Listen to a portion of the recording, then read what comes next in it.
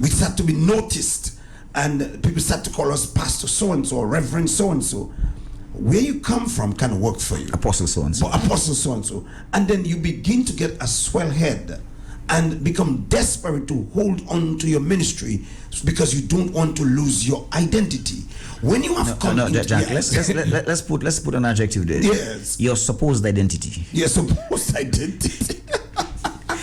because some people think, Jack, by not holding on to this thing, they lose their identity. That's right. That's why I want to add this, because I don't want people to think that if I lose my status, if I get out of the status quoism, somehow I lose who I am supposed to be. A lot of people thinking like that. Does that happen to you? If you pick up the phone and you said, "Hello, this is Matthew Ogis," and the person goes on a pause, like Matthew Ogis, and you say, "This is Pastor Matthew," and immediately the person know who you are.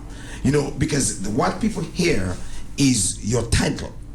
If you say, let's say you're a doctor, and you said, "I am James Purple," and the person cannot even identify who you are. You know who brought that to my attention? Was my daughter. My daughter, after a while, was angry. Right. Because of her identity. She said to me, everybody referred to her as Pastor Jack's daughter, or she has a little brother, the last one, and they would refer to her as Joa's sister. And she told me, then who am I? Because I am me. I'm me. I'm not only Pastor Jack's daughter. And Jack, I'm not Joa's or Jacques' brother. And Jack, do you know that this is not the first time that this is done? Because you know, all in the scripture we see that. For example, Andrew, Simon Peter's brother. So in essence, it was like nobody really knew Andrew. I know. You know, everybody knew the Portmouth, Loudmouth Peter. Peter, yeah. Everybody knew who Peter was. So in describing Peter, even in the Bible, you will see Andrew, Simon Peter's brother. So it was he's really. So you think about it, Andrew most probably would have been saying, wait a while, who am I really? I mean, it's like, do they have to always call Peter when they call my name? You know? Exactly. You know, but then people who get into position in society forget their own name. You see, sir. And that's where we came with Moses. Right. While he knew what his background was his original identity. He was put into society as Pharaoh's, the son of Pharaoh's daughter. But as he grew older, he started to know who he is. And the wealth and lavish lifestyle that he was raised in did not contaminate him, or what we call twisted his identity. Because you remember the story. Right. He went out there and saw somebody beating one of his people. Right. And he said, I'm not going to take that.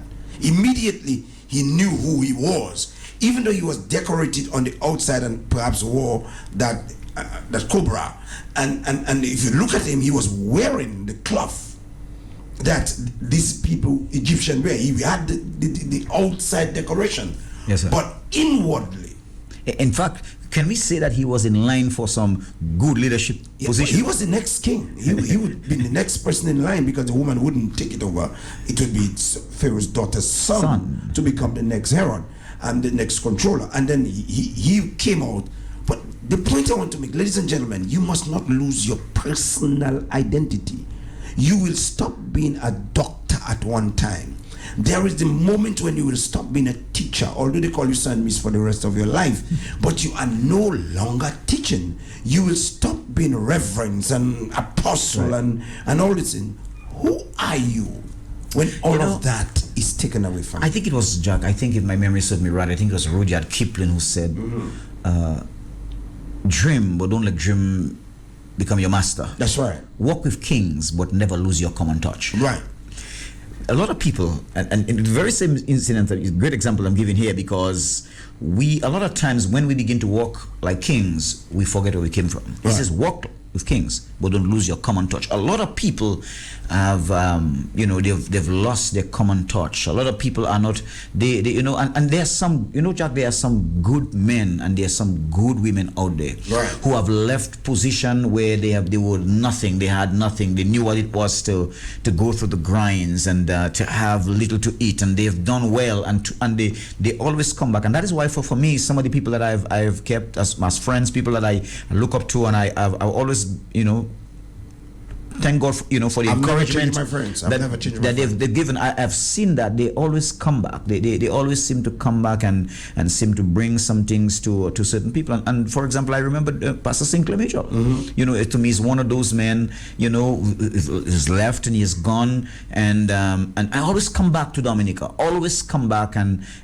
always want to be a servant. Want to be able to ensure that he does something that encourages the people out there, because and this the understanding that I'm walking with kings, but I'm not losing my common touch. And this is what we want to hammer home. And I repeat, where you come from will work for you or work against you.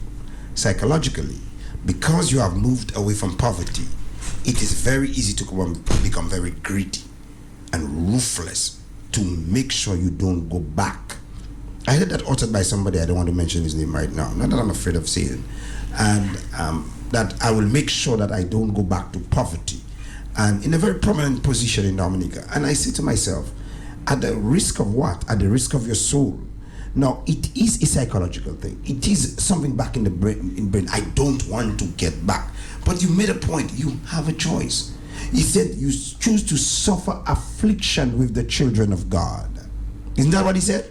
That's exactly Than what he to said. enjoy the pleasure of sin for a season. We're going to come to that. Let's not get there yet. We're going to come to that. Yeah. I want to reiterate again, Jack, from the beginning what I said. Moses dealt with identity, with responsibility, with priority in the midst of difficulty. It's all at adversity. And the question here is, and the reason why adversity is important in ensuring that our identity remains where it is because it is that which it's like the checker for us. It's like it puts us in line. Yes, adversity creates stability. Okay. I thank God for my mother. Constantly. Sometimes I got irritated with it. She never let me forget. Never let me know who my grandmother was and how we used to roast breadfruit and blah blah blah and blah blah blah. And I heard it until I was tired of it. But it stabilized me. It caused me, when I got in a position as a pastor, not to look down on my congregation, to remain with the people. And as life began to change for me, I remember that's what stabilized me. So adversity is good. It is very good. In fact, as we're thinking about, for example, we're looking at a good example of Moses in teaching and sharing, settling identity, right. Knowing who you are, ensuring that you don't step over the line. Moses used, Jack, the concept of priority. Mm-hmm. And I want to ask the question, where are our priorities? Exactly. Remember, Moses was, how difficult and challenging, let me say how challenging it is for you to be having dinner in a royal palace every night. Come on. People wash your feet. That's what I'm talking about, Jack. People wash your feet. People dress you. You can't touch the clothes. No, Jack. I think you're wrong. They don't just wash your feet; they massage your feet. You massage your feet. You could see the golden bowl in which Moses used to put his feet, and these women would come. Jack, I tell you this. I'm gonna let's open the telephone line. Let's open. I'm sure some people want to speak to us here this evening. Hello, good evening. You're connected. Hello. Good evening. Yes, good evening. Good evening to you. Yeah, very good evening.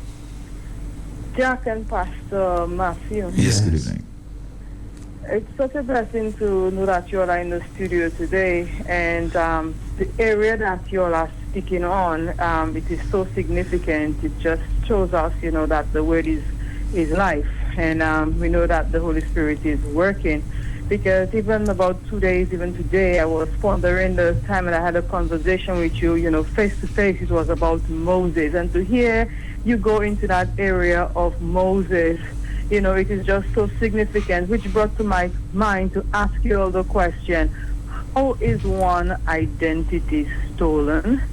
And how does a person not know the identity? Because some of the things that came to mind is either it is that they have been deceived, mm-hmm. either they are lied to, mm-hmm. or either it is hidden. Because if we go back, to the very beginning, it was, the evildoer that came, and told, man and woman that it's as like the Creator was hiding something from them when they were already created, in His image and His likeness. Okay. So you're asking two questions. You're asking two questions. Yeah. How is one identity stolen, and what's the other one? how does one lose his not identity? not know Not their know. identity? Okay, all right, thank you. Let's see how we can discuss that. But the Sure. fact is, you have to give permission to somebody to steal your identity. It's funny that you can do it with credit cards and other things without permission. But the question of choice, Moses knew, and I'm just keeping to Moses, I don't want to go further than that. Right. Moses knew deep inside who he was. First of all, you need to know who you are from inside.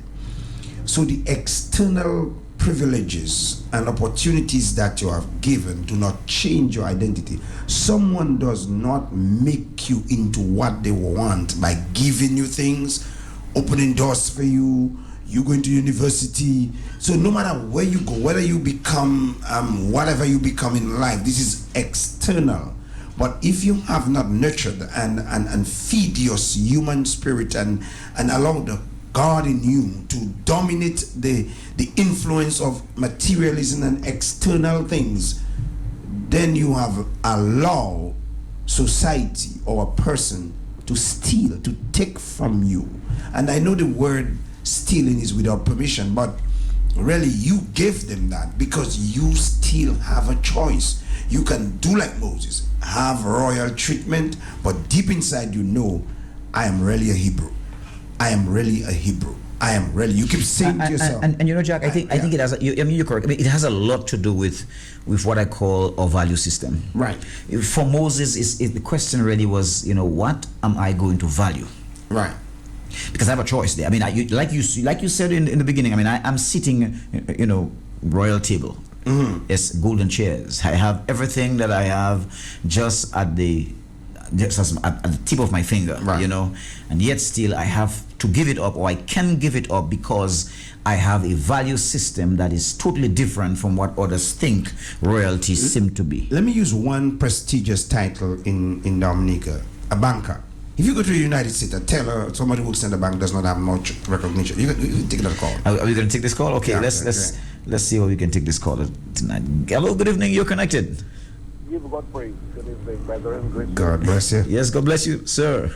Olivier and Dolphy, where's Panapi? Beg your pardon? Olivier and Dolphy, and where's Panapi? Oh, Listen, man. I missing tell you, in man. action, missing in action. Listen. Is that Latin, right? Yes, I do. Yeah, I'm just kidding. Yeah. Yeah. In light of what you were discussing, brethren, Yes. could we conclude that conformity could cause one to lose identity? Of course. Of course. Definitely.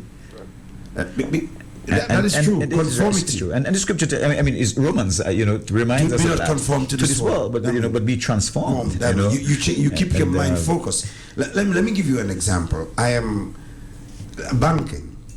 You would notice that when I was raised and somebody works in the bank, Right. is somebody prestige. Matthew, I have dealt with almost every bank in Dominica, and you will go in the same bank, and you meet a young lady or a young man who is so humble, who is so kind, and would treat you like you should be treated. In the very same bank, and I've always asked myself, how did they put that person in that position? You would stay outside of the bank. Someone I stand outside of the bank waiting for the bank to open. You would see a young lady come in, pick up, and the same uniform. And one would say, good morning.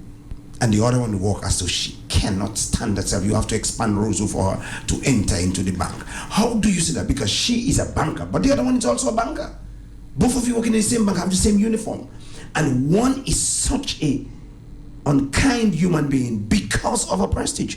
Because sometimes you know where the mother come from, and you know where they come from. You know they come from Pebush, and you know who they are. I know they come from Mao. You see, but what is she? But as soon as she puts the uniform on and she realizes her status as a banker, she have to be condescending. She have to talk down to you and turn up her nose and have attitude. And in the same bank, you have another young lady. That is my personal experience. Yeah. Who you would just pay and give her lunch the way she serves you. It's a question of choice. And when you identify yourself as a teller or a banker, that does not give you the right to walk over people. Yes, sir. You are there to serve. That's why you are behind the desk and I'm in front of you. Right. But on the other hand, you would have another person who realize and has come into themselves and know their identity, said, even if I am in that position, I am still a human being. Exactly. I still breathe. That is the problem we have. No, Jack. We're using tonight a great example, Moses here. Very, very important in relation to identity. And for those of you, those of you listening, of course, we've opened the line. You can call us, and the number to call, of course, is 449-3095, 449-3096, 449-3097. Call us on the DG at 616-4257.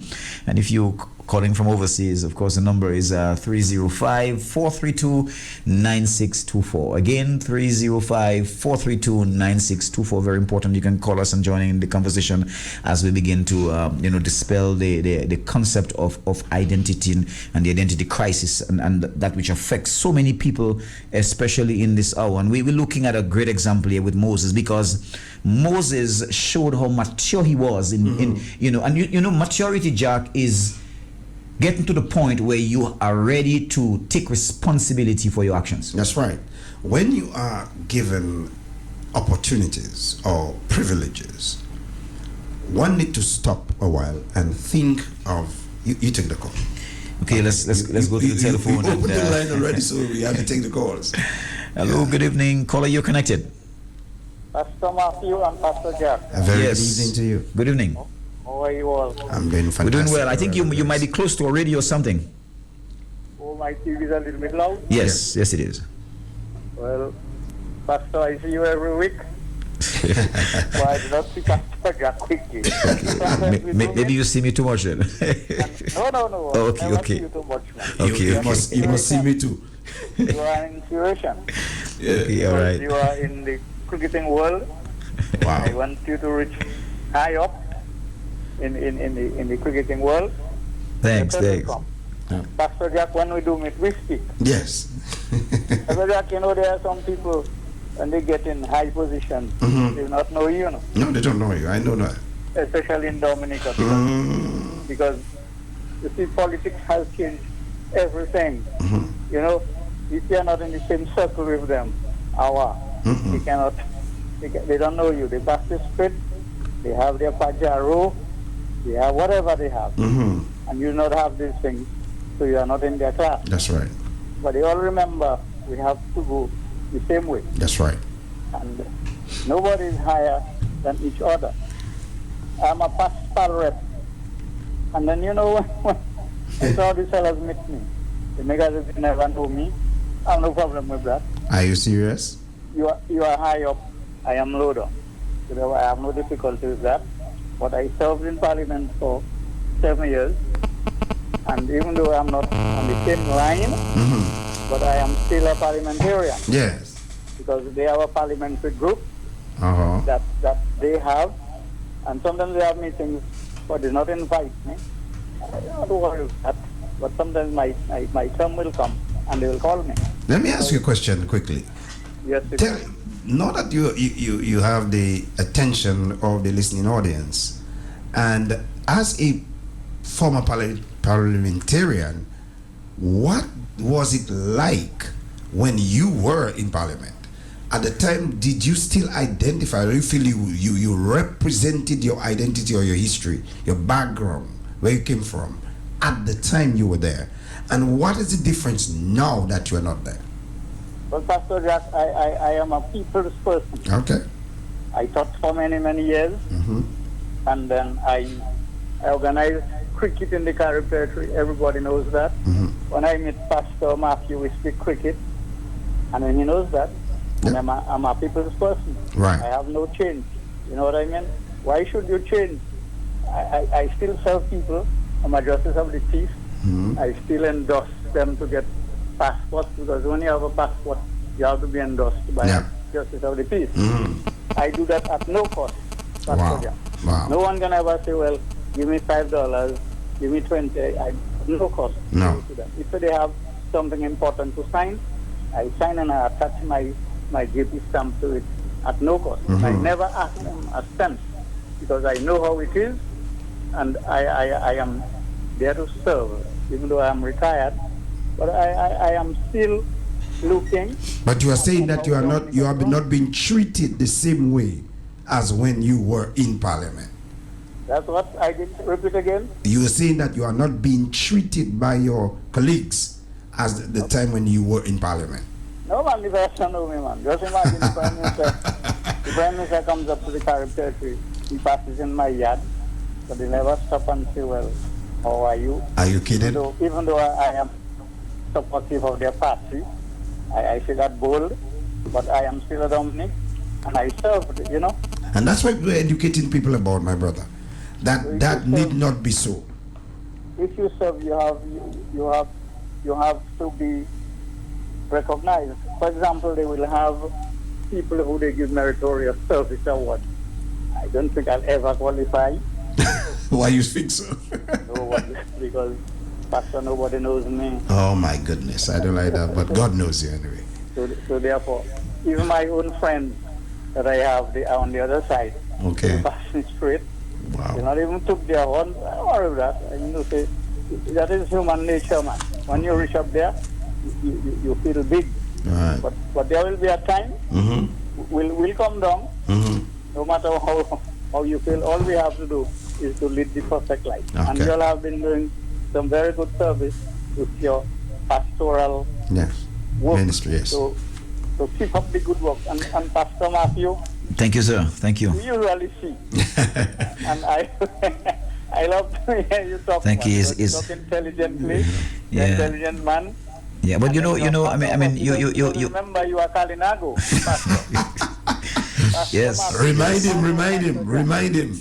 Yeah, he's Kalinago. He can't deny it. No, At all. At That's all. right. At all. He's Kalinago. And I don't think that he lets down Kalinago people. No, At all.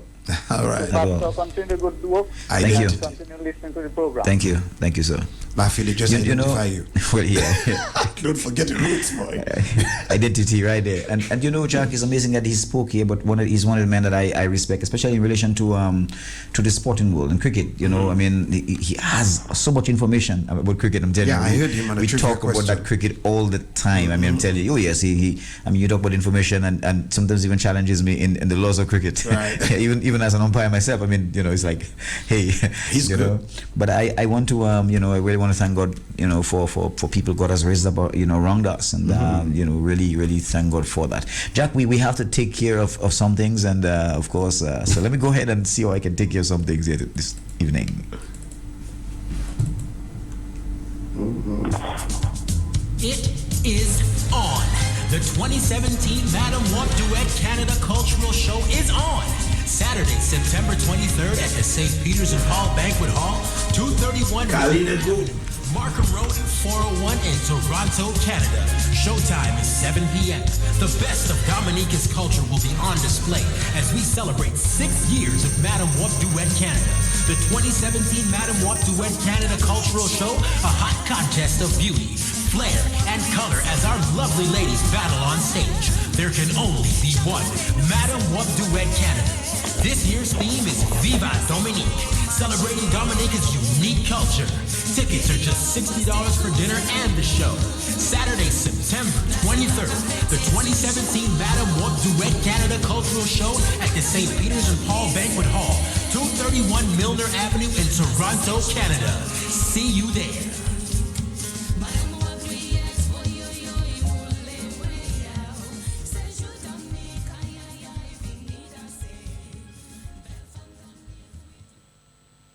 All right. Jack, very, very interesting here, you know, as to what we discussing, and you know, the world value system. Remember, I talked a little bit a while ago, Jack, about the value system, because Moses valued some things. He had the choice, and you were right in terms of where he sat, what he had, the pampering, you know, but the world value system, Jack, is about power. Is about pleasure, is about possession, is about prestige and popularity. We're going to come back and take that. Let's see if we can take this call. Hello, caller. Good evening. Yes, good evening, Pastor. Yes, good evening. You're discussing something which is dear to my heart. Okay, all right. Trust me, because I've been working different places, and you see people walking in what you know, according to the local language, like you're a lokaka. They watch you like as if you're nobody. Some of them, when you see they come, to your working place, they just want to just walk in. I want to stop and you don't know who I am. That's how they tell you, you don't know who I am. Right. But my God, it is so easy for you to just identify yourself.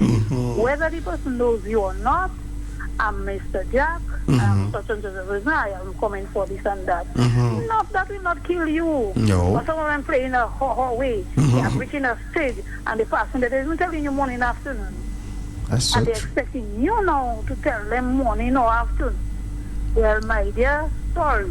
There's a particular minister that will say, We would. so when you see, so as you see me coming, say, "Well, just open the gate for me now." That's how they do. Those things, they must be stopped.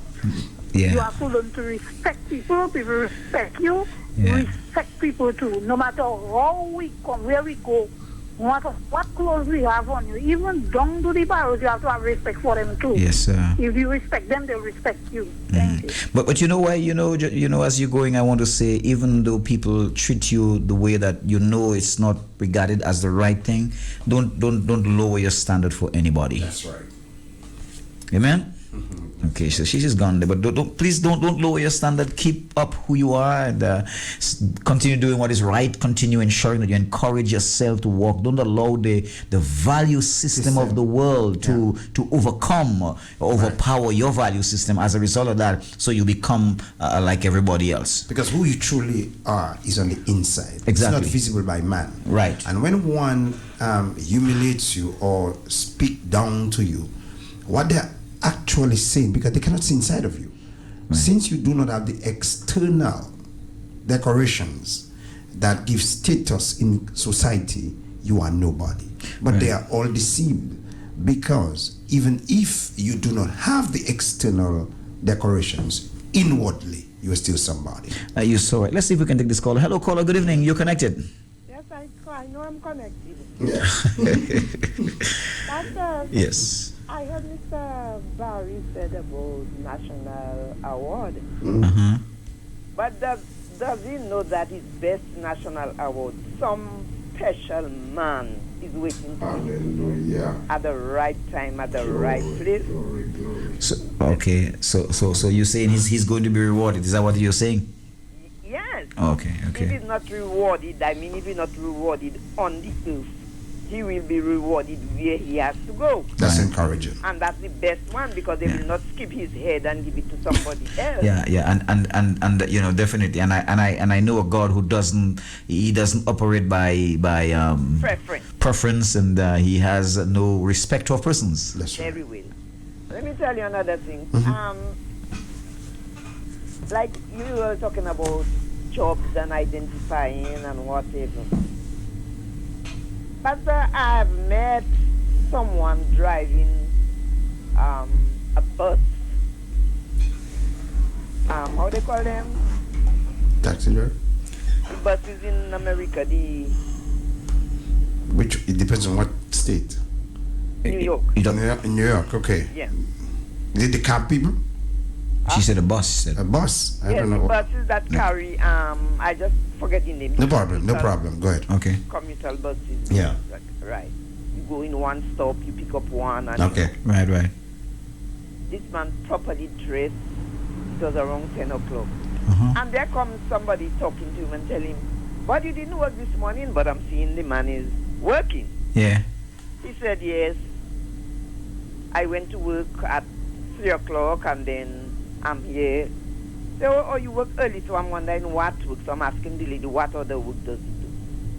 Pick up his garbage at 3 o'clock. That's right. Yes, sir. How would that sound and look in Dominica? I know. Boy. It's like because you are nobody because of what you do? No. Very well. No.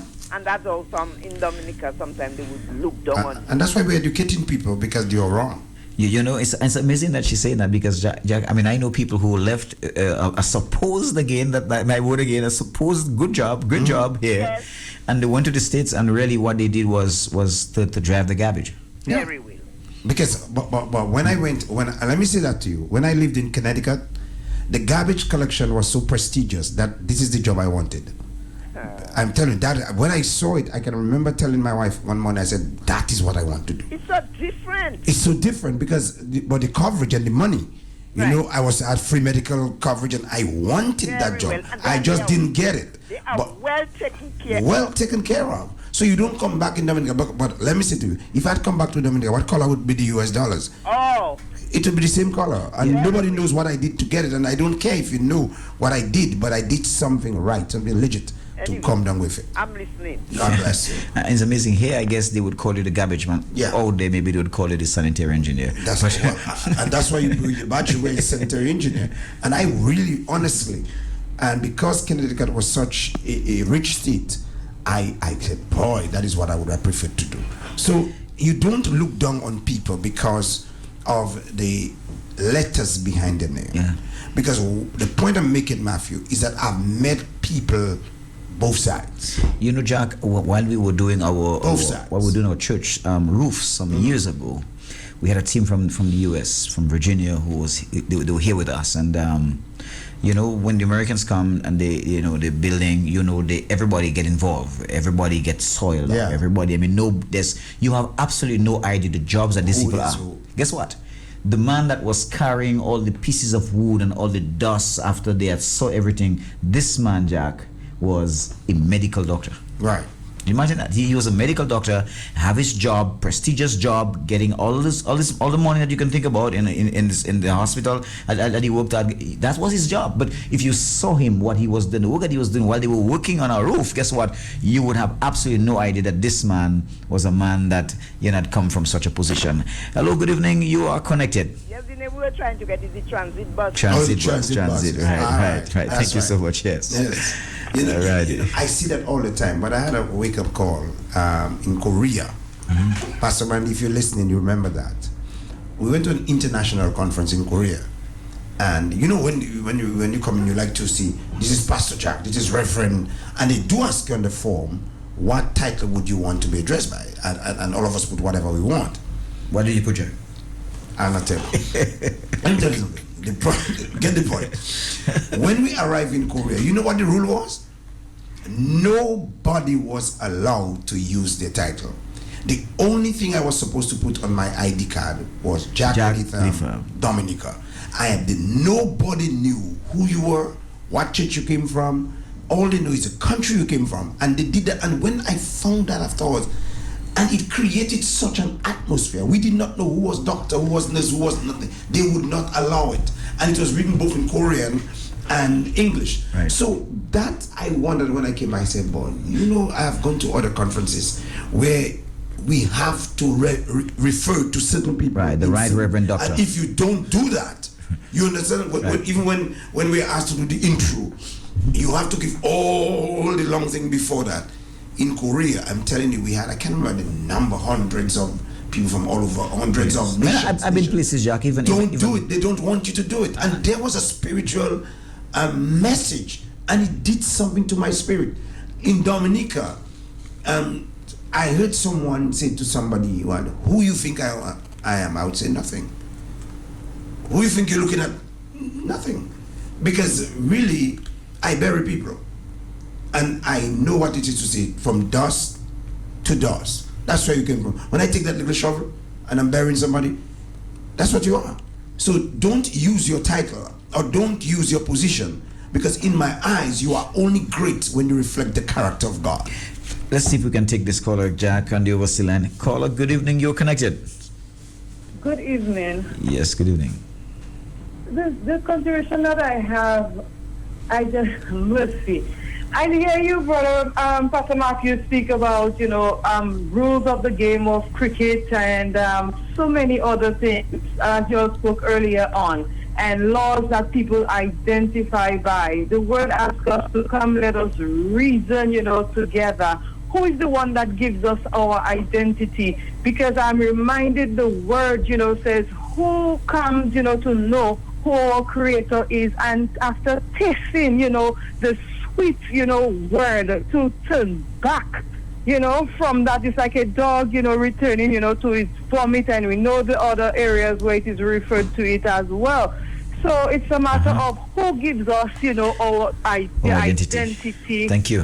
That You're so correct. We are called to live by. Right, because right. Pastor Matthew, remember this, sometimes people say that the people are being taught, and I do not, believe that the people are being taught, because if the people are taught, when they taste and see, how good our Creator is, there's no way, people are going to choose to turn back, to bondage, because no one would love to be in bondage, and believe in persons who choose to be free. And that is what that great grace and mercy, that gift that has been afforded, to us. So Thank you. Cannot, go away from, knowing the very law, who I always say the word says the law is the Creator himself, because he spoke it, from his very mouth, his very word. Thank you. Thank you so much, man. Thank you. Jack, while you were speaking a while ago, what I'm thinking here, and I've thought about it in relation to just taking up the titles. Maybe you have thought about the story of Jesus in the garden. Yes. And he's about to be betrayed by one of his closest men. Right. And when the guys came, the question is, they couldn't identify him. They couldn't do what? Identify. We see, get back to same identity again. And I think honestly, if Jesus was maybe walking after the value system of the world, that is power and prestige and popularity and possession and the products of men, if he was after all of these things, then it would be very easy for people to stay afar off. Right. Judas would not have had to say to the people, that's the one I kiss. Right. Because he was wearing what everybody was wearing. He was on the very same level. On the very same level. And that, like everybody else. Few preachers I've heard pay attention to that. Right. When Jesus came, when the people came with the solemn thing, and why you said he was a Galilean. I mean, why would you have to identify him? Because he was walking around all the time. Right. But he blended so well with his people that you could not know that he was the right reverend, honorable. But if you think, Jack, from the beginning of his ministry, see what he did. He sat down and did what to his disciples? Just spoke to them and he washed their what? Washed their feet. Exactly. Guess what? So we're talking about somebody who is almost like Rudyard Kipling, walking with kings, because of course he walked with kings, right. And the King of Kings. Yes. And yet still he knew what it was never to lose the common touch as a man like them, normal. Because what he learned is what we did not learn. Privileges and opportunities are points of service. And not only that, a true leader understands servanthood. That's right. Very, very important. And until we learn to serve, guess what? We have failed the first lesson of leadership. Because when you are at a point, when you are given a privilege, you are given opportunity. In our Bible, those of you listening and may not know, it said the comfort with which you have been comforted is to comfort others. When you are a nurse, you are at a point, you have some privileges, you have an opportunity to serve people, because one day you will no longer be wearing that uniform. That's another place where I've gone.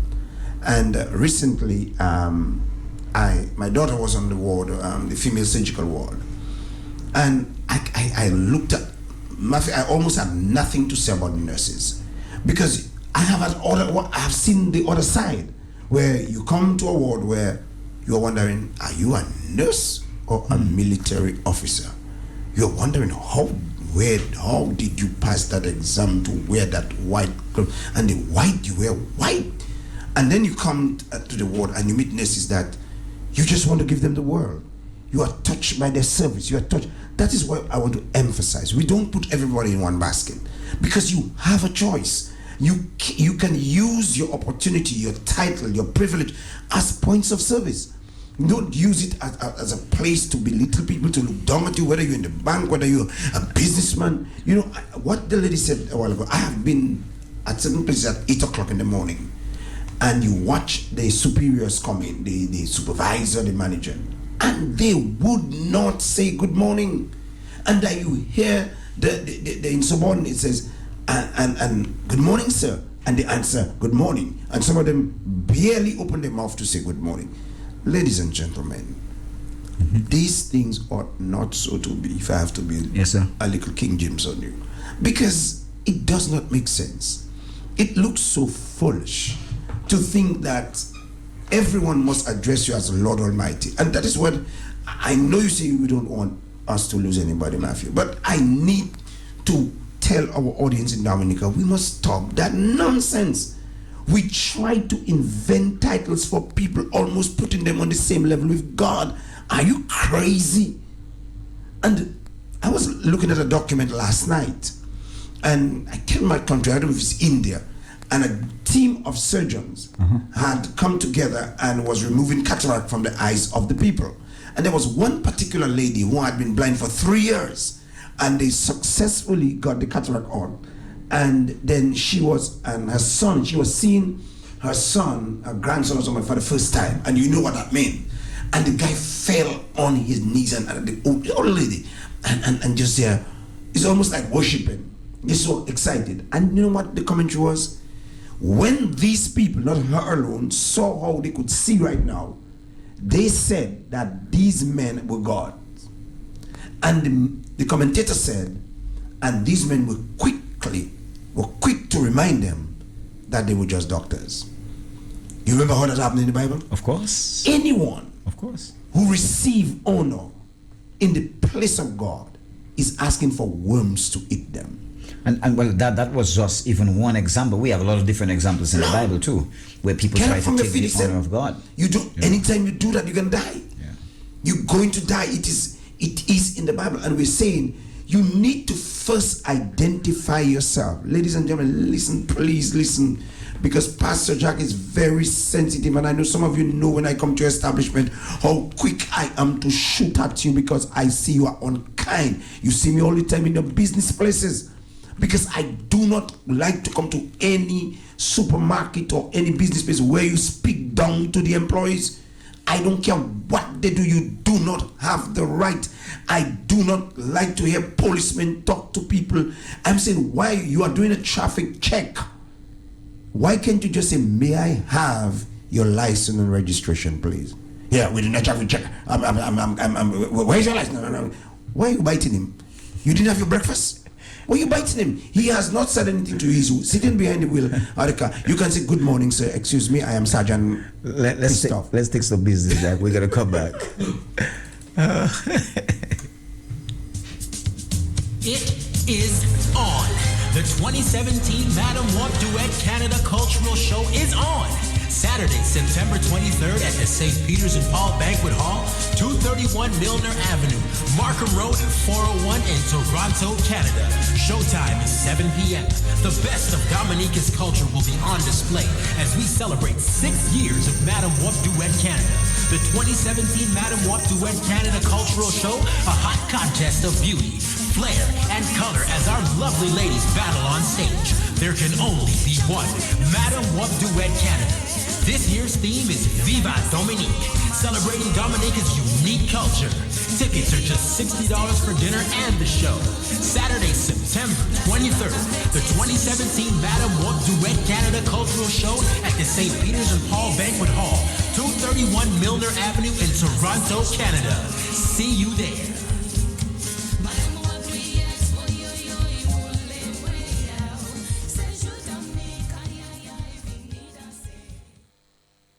Right, Jack. I tell you this. I want to take the opportunity to know why we're talking about the identity here, just to say a special happy birthday to my son. Today, Jack, is his birthday. I couldn't say it earlier on because he was at work earlier on, so you just wouldn't hear what I was saying. But now he's out of work now, and I want to say a special happy birthday to him. My first son is his birthday today, and yes, definitely. And also want to say to Eddie George, also out there in Portsmouth, a happy birthday to you. Trust you have a great evening yourself.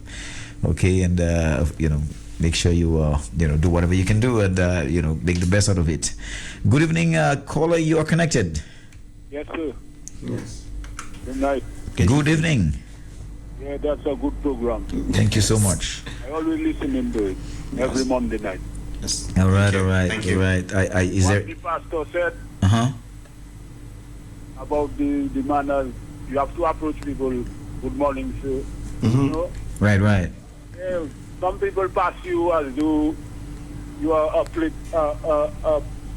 piece of sheep. You tell them morning, they watch you and they don't answer. Understand? Okay. Pastor Rod, that bouncy, you know. Okay, you're right. No bouncy and me. Okay. Just, you know, man. All right. I always listen in every morning. Yeah, man. Thanks for listening. Thanks for listening.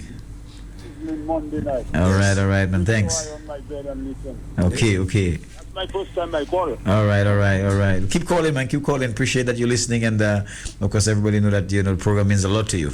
Yeah. Okay. Some people don't like to listen to good program, but I always listen into radio, all radio. All right. Thanks, man. Thanks, and you have a good evening.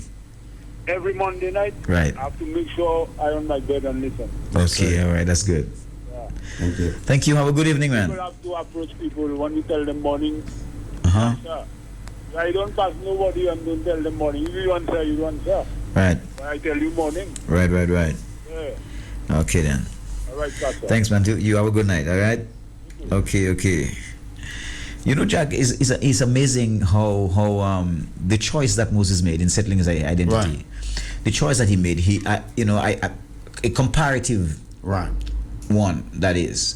And when you think about it, somebody might look at it and think, well, wait a while, there's really no comparison in terms of a man who is supposed to be, or he has the go ahead to become the Next prime minister. next prime minister of Egypt, and the man who has an opportunity to become the lowest there is as the son of a slave. Right. You see, some people, you watch the people and you said, "Oh, you look so good in this dress," or this man, "Hey, boy, you looking sharp." Some people, wealth don't look good on them. Prosperity does not fit them very nicely. They are not doing well in lavish lifestyle. I looked at a particular individual whose background I'm familiar with, and we were somewhere in Roseau, and he came across, he was not saying anything, but you could smell the arrogance and the pomposity a mile away. He crossed across the thing, and I'm saying, we need to open Roseau for him, because this is this is exaggerated sense of importance. And I'm saying, wait, take it easy, partner, take it easy. And he was not saying anything. Some people, wealth do not, and prosperity and prestige and title just do not look good on them. And I think that is where God sometimes keeps certain people in certain, because they cannot manage the two. They cannot handle themselves very well. And that is where the scripture comes and said, if you exalt yourself, you will be brought down. Look, somebody's trying to get you. Sorry. Let's see how we can take this caller. And we want to, since we have some time. Good evening, caller. You connected? Yes, it's me again. Uh-huh. Yes. From the time you sight them coming. And their arm wide, they cannot stick their arm to their body. No. And they coming to you, but that's not and you necessary. say it like me. Take it easy. But it's true. Take it easy. Yeah, that's what I usually say when I see them. Take it easy. Take it easy. Because if you die, you'll rot. Yes. Anyway. Yeah, bless you. It's amazing. I'm telling you, man. And Jack, why we say about that? There are a lot of people who love to rub shoulders with individuals like that. For some people, it brings upon them a certain sense of importance. Some people, they will start a conversation with you by saying, who I was with today? Who I had lunch with today? Let's see if we can take this call. We're going to come back to that. Caller, good evening. You're connected. Yeah, good night, Pastor. Yes, good evening. Matthew Walter, he cursed Dominica when he called the Prime Minister Jesus Christ. And everybody has the Prime Minister Jesus. But he sinned against the Holy Ghost. No Dominican will pay for that. Thank you.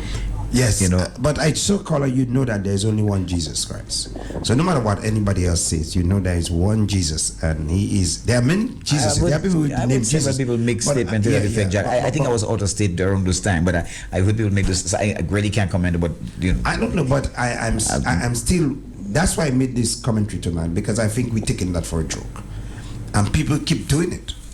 You know, people just refer to who they want as what they want. This is sacrilege. You do not use anything or any name or person to give prestige. Go ahead. You know, I mean, I don't know. Like I said, I wasn't there. I didn't hear. So I don't want to comment on anything that I didn't hear myself. Good evening, caller. You're connected. Good evening, Pastor Jack and Pastor Matthew. Yes. Good evening. But Pastor Jack, how come you talking so much like Pastor Rodney? They said, let me tell you Is he something. also related to you? Let me tell you something. Some people actually believe that we are brothers, and he and I always have that fight. Whose father passed where? So, but I know I'm older than him, and he's not actually my brother. But we have been with each other for so long. So and maybe that's why why. you speak like him. Maybe that's why. You speak like me. I'm older.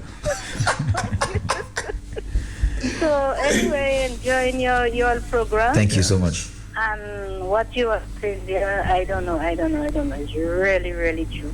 Yes. Because some people you greet them and they do not answer.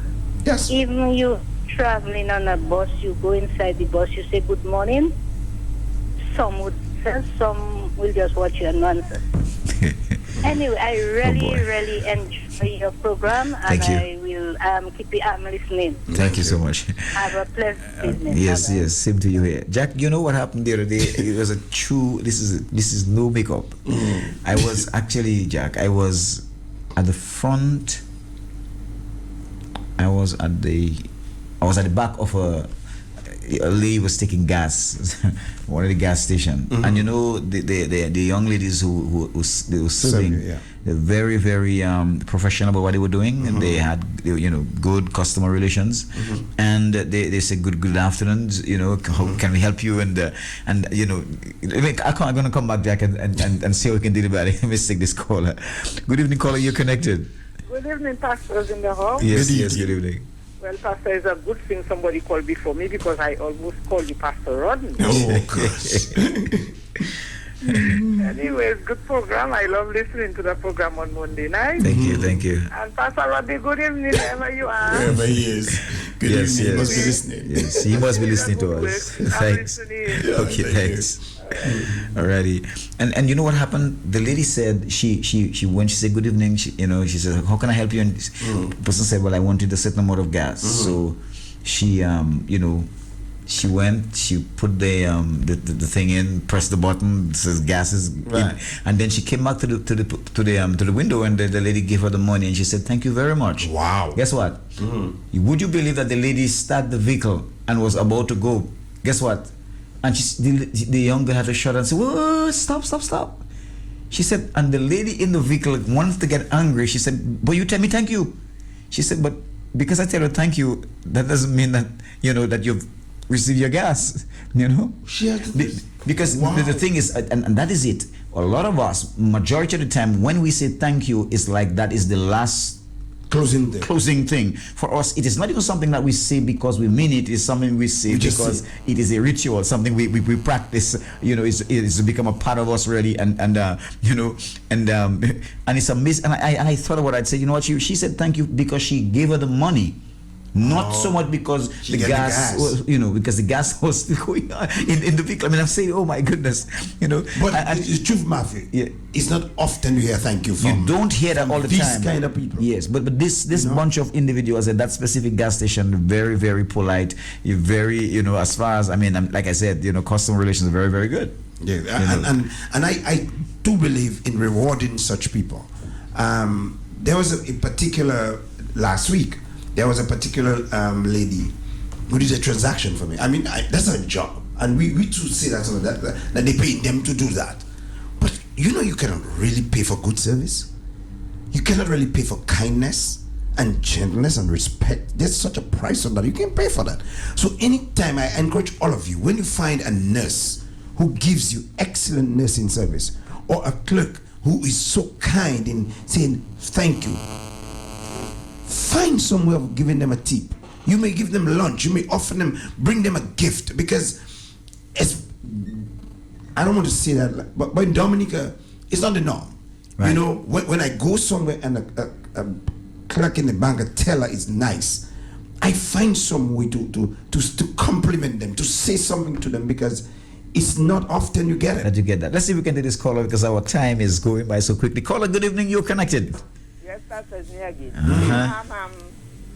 You know, there are some places you go and the people, when you enter there, sometimes it's some new place that was open and you enter there, see what is there. And you browsing around and you get so much a nice reception. You're so correct. Wow. That when you are going, even though the smallest thing that is there, you must make them tell. Right. I am doing it myself. That is so true. The kind of reception you get in, and not often you will get that. You understand? Right. But we must reward those who do it. Yes. As you said reward, I just remember that. Amen. Thank you. You know. And, hello? Yes, we're there. Let me say good night to my pastor and his wife. Yes. Wherever they are, I don't want to get blows when he come back. Yes. You know?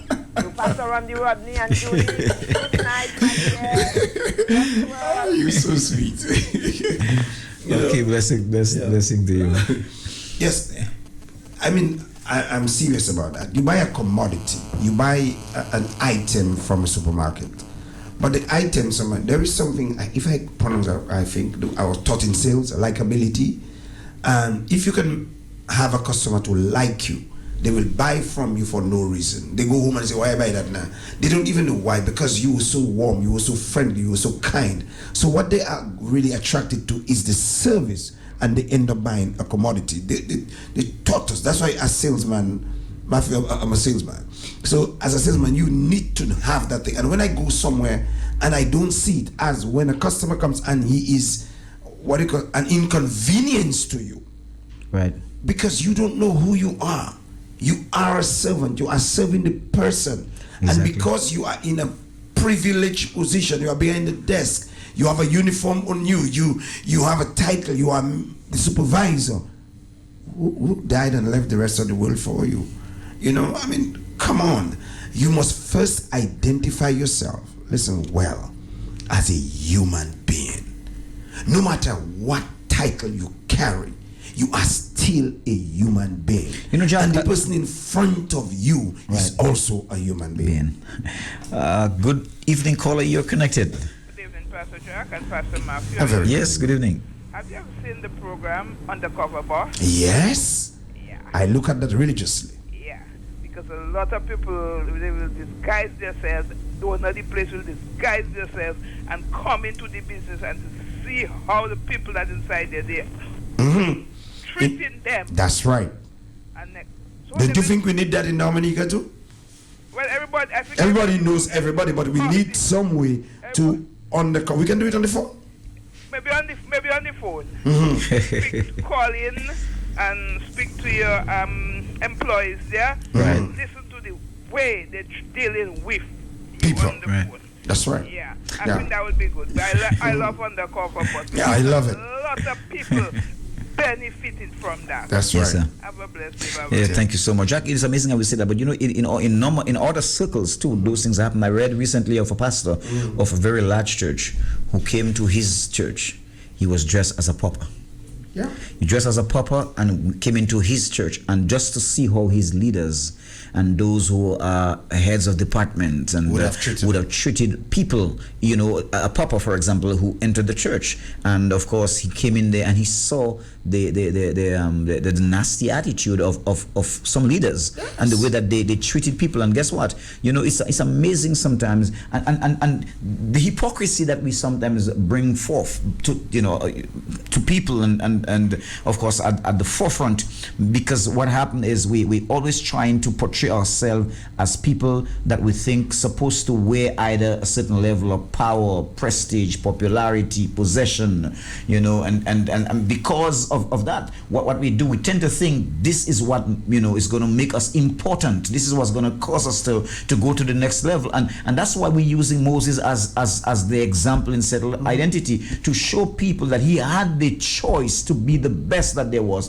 to be at the highest and the top position, but the Bible says he chose rather to suffer, affliction with the people of God than to enjoy the pleasures of sin for a season. There are a lot of people, and there are many of you out there listening to me, that you are maybe enjoying the pleasures of sin for a season. You're enjoying the accolades of men. You're enjoying the fancy looks and the top positions in many places. But guess what? You are not prepared to put yourself in position where you can humble yourself to be the person that you were supposed to be. And as a result, because you're not doing what you're supposed to be doing, at the end of it all, you're going to lose your position. Jack, there are a lot of people who should have been in particular position. They're not today simply because they didn't understand the first lesson of servanthood in leadership. But please, ladies and gentlemen, pay attention to what Matthew has just quoted.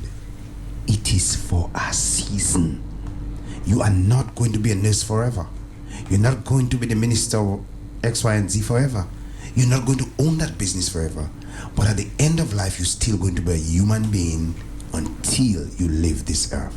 When people are in front of your desks, when people have approached your office, when people you meet in certain areas in your encounters in life, whatever prestigious position that you have gotten, I want you to remember one thing tonight.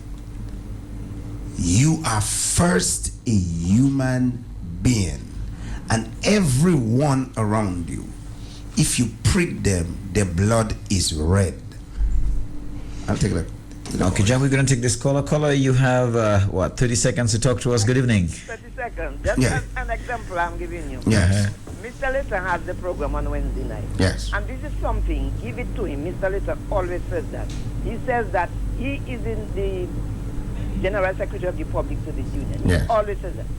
And he loves to treat people well and whatever. Because he knows one day he will not be able to go in that office. Maybe he'll have to ask somebody whether he can see somebody in the office and for them to treat him well. That's right. He always said that. Yes. Yes, sir.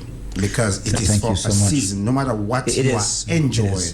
It's a season. We have some like I said, we have some in the midst of all the negative and that goes around. Yet still, there are people out there who have committed themselves, Jack, to helping and supporting and remembering the people that are seemingly to a lot of people of no value. I know some precious sisters, who are in the U.S. and could be doing very, very well, and of course a good position, but yet still in the midst of all of that, guess what? They do not forget to remember those people down here who are broken, who are hurting, who may not have as much and are going through difficult times. And I really want to applaud. I know we while we're speaking on settled identity, a lot of people here who they understand what it is, to be who they are, and they will not trade that which God has made them to be for anything else, because they understand. And it's amazing that we can say that. But I want to say, and I want to applaud all of you here, those of you that are constantly involved in like Rudyard Kipling, you're walking with kings, but you have never lost your common touch, and you've stayed there. Jack, you go right ahead. Let me tell you something, Matthew, and this is coming from Pastor Jack, from my heart, and those of you who come across me in my business transaction every day would know that I have zero tolerance, and I mean it, zero tolerance for anybody. I don't care who you are, because I'm intimidated by nobody, because I know who I am. I am a child of the King. I am royal. I've been purchased with a price. I cannot be battered on any market. I have zero tolerance for anyone who will treat people badly. I don't care who you are. But also, another thing that most people should have picked up from me now, I don't pay people to treat me badly. It means if I come to your place and I am going to purchase from you, whether your restaurant, whether your supermarket, your wholesale, you're going to speak to me properly. You're going to address me properly, because I will never disrespect you. But I cannot be giving you my money for you to be rude to me. Jack, I cancel this bill immediately. I send back the food, and because this I can cook at my home, but I don't pay people to treat me badly. Jack, if a lot of people understood what it meant to be able to to understand who they are and not live by the concept, the identity thing, then that would have helped a lot of people. I'm sorry, we're just not able to take any more calls. I'm going to give you an opportunity before we close off, tonight, to be able to say your final words and just to be able to connect with some people here. If I could send you home tonight with one thought, and this is really coming from my heart. I have treated people badly sometimes, and I feel like dirt. If I say something or express an attitude that is not in accordance with the character of a Christian, but I honestly wonder what happened to other people who would do it, excuse me, and smile. Ladies and gentlemen, remember, you are first a human being, and the people around you also a human being. Treat everybody with respect and with dignity.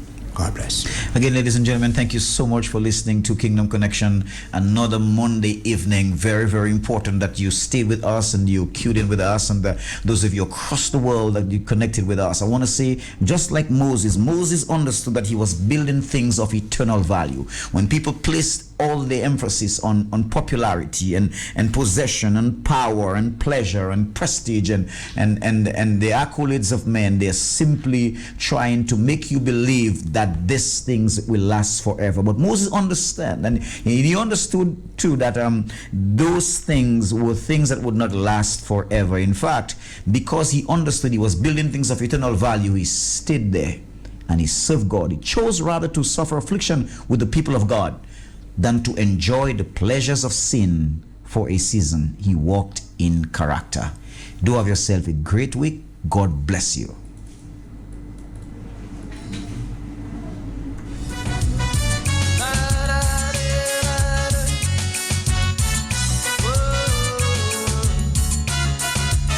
We hang our heads in shame. We ask who to blame. That ship gone through. The police in a stew, and the talking heads will have a field day. But tell me, what are our social values? And tell me, how do we judge success? By a man's car, his clothes and his shoes. Man, that is how we measure progress. I see they building skyscraper, things of stone and steel, hoarding stacks of blue paper, things that men can steal, but no one takes the time, no time to build character. No, we're taking time, no time building character, and that is we long for.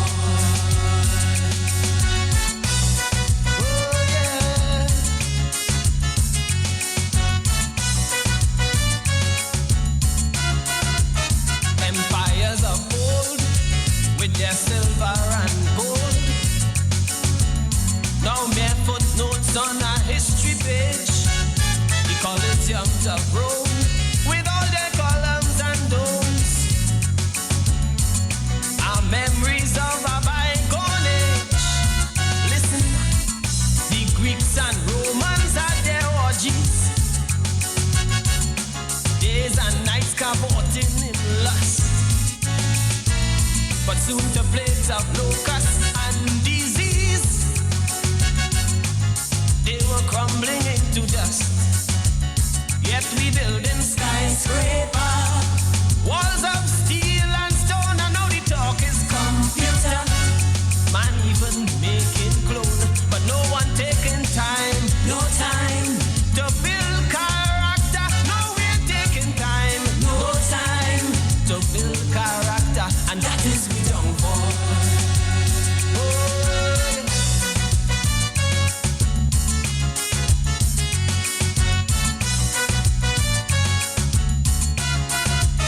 We teach children from small, the winner takes all. There is no consolation when you lose, and then we act surprised when the world shows no compromise. But that is the very road that we choose. So come on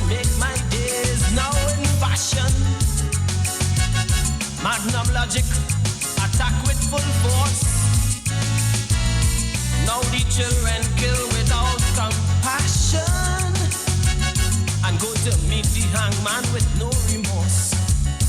But we building skyscraper, walls of steel and stone using 9mm to cross pulp and bone, but no one taking time, no time to build character. No one takes the time, no time building character, man. That is we don't call.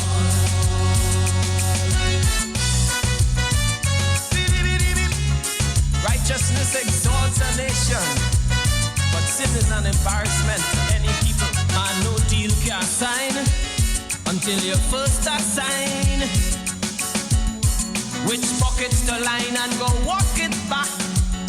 And so we learn to grease with consummate ease the hand of every turnkey and party hack, and men whose forte lies in bubble we herald with wonderment and awe.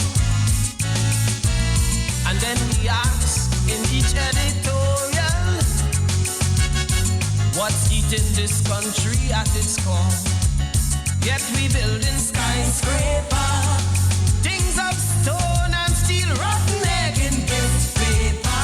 Nice to watch, but do not feel. But no one taking time, no time to build character. No one takes the time, no time to build character, and that is we don't want.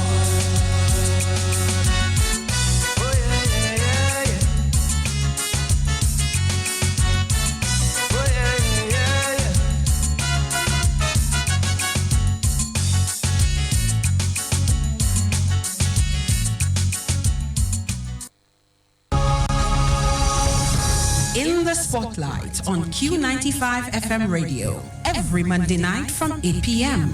In the Spotlight, featuring people from all walks of Dominican life, spotlighting their triumphs and tragedies, dreams, hopes, and aspirations, untold stories, touching the human and personal side of our people in politics, religion, sports, business, music, culture, the media, and more. Getting to know our farmers, public servants, youth, the ordinary Dominican. Listen to their stories. No limitations, no restrictions, no holds barred. In the Spotlight, we'll also spotlight interesting topics, issues, and relevant situations. Don't miss In the Spotlight on Q95 FM radio every Monday night from 8 p.m.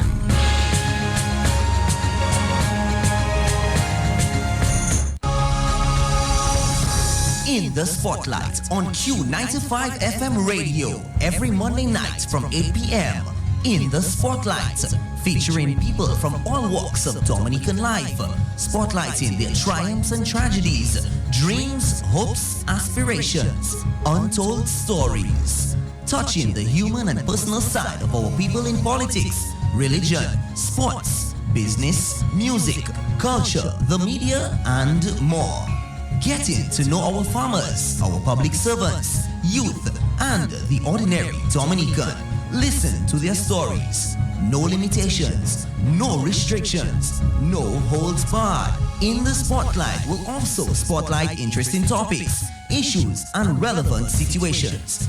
Don't miss In the Spotlight on Q95 FM radio every Monday night from 8 p.m. In the Spotlight.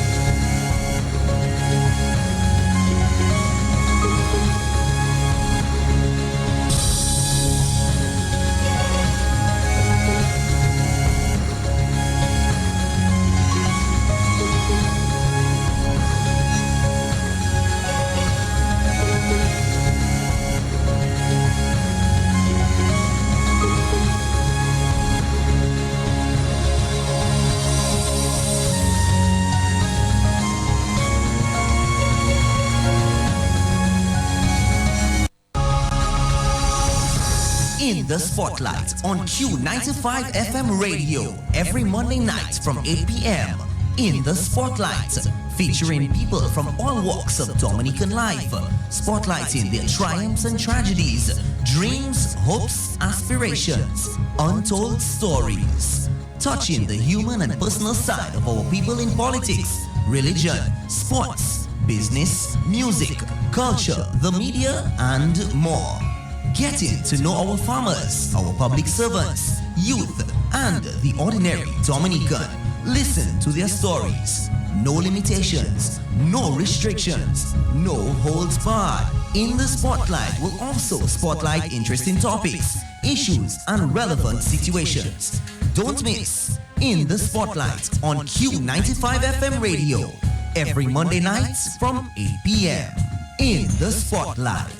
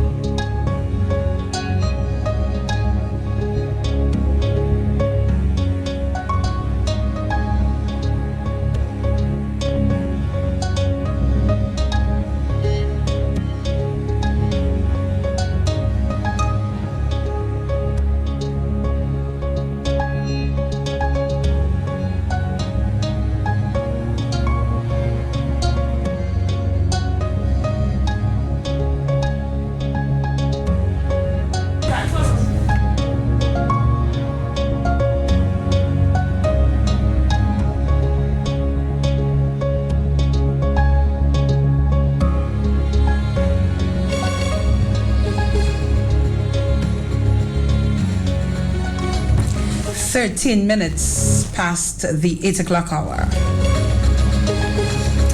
Good night, everyone, and welcome to the In the Spotlight radio show for tonight.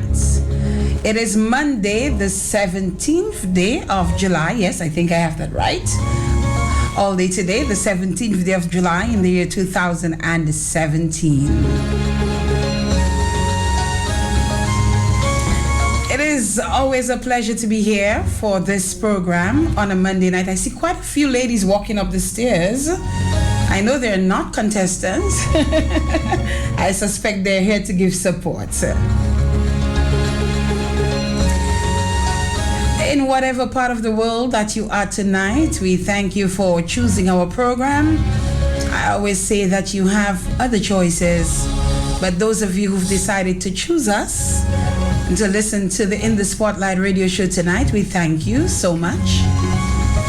Those of you who are going to be viewing via Facebook Live, my Facebook Live page, and the In the Spotlight radio show Facebook Live page, we thank you as well for tuning into the program tonight. Tonight's program brought to you with the kind compliments of First Domestic Insurance, Flo,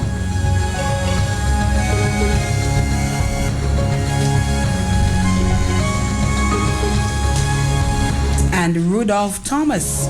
We also say thank you to supporters of the program, the Garraway Hotel, Josephine Gabriel and Company Limited, Old Stone Grill and Bar, Multimedia, Innovate Multimedia,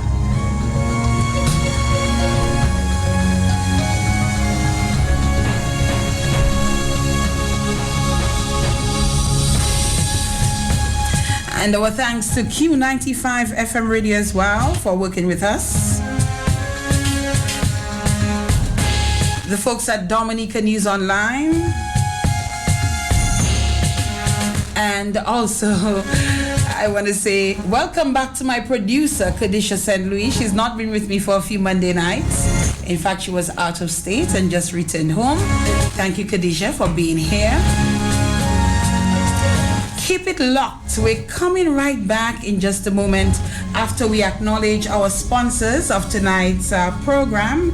And we just want to tell you that you you've got to stay tuned in and locked in, because this is the first time I am having this kind of program on the radio, and I'm actually looking quite forward to it.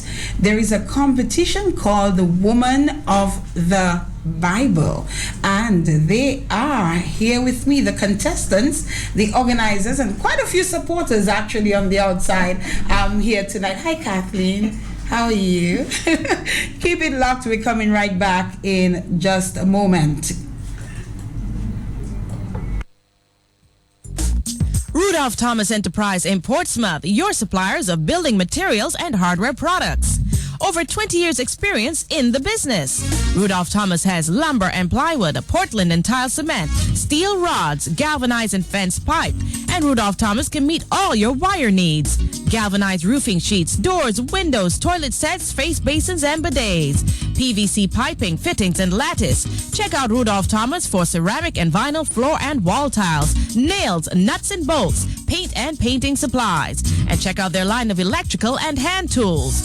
And Rudolph Thomas is your one-stop shop for hard-to-find items like fiberglass mat and fiberglass resin and welding rods. Go now to Rudolph Thomas on 1240 Bay Street in Portsmouth.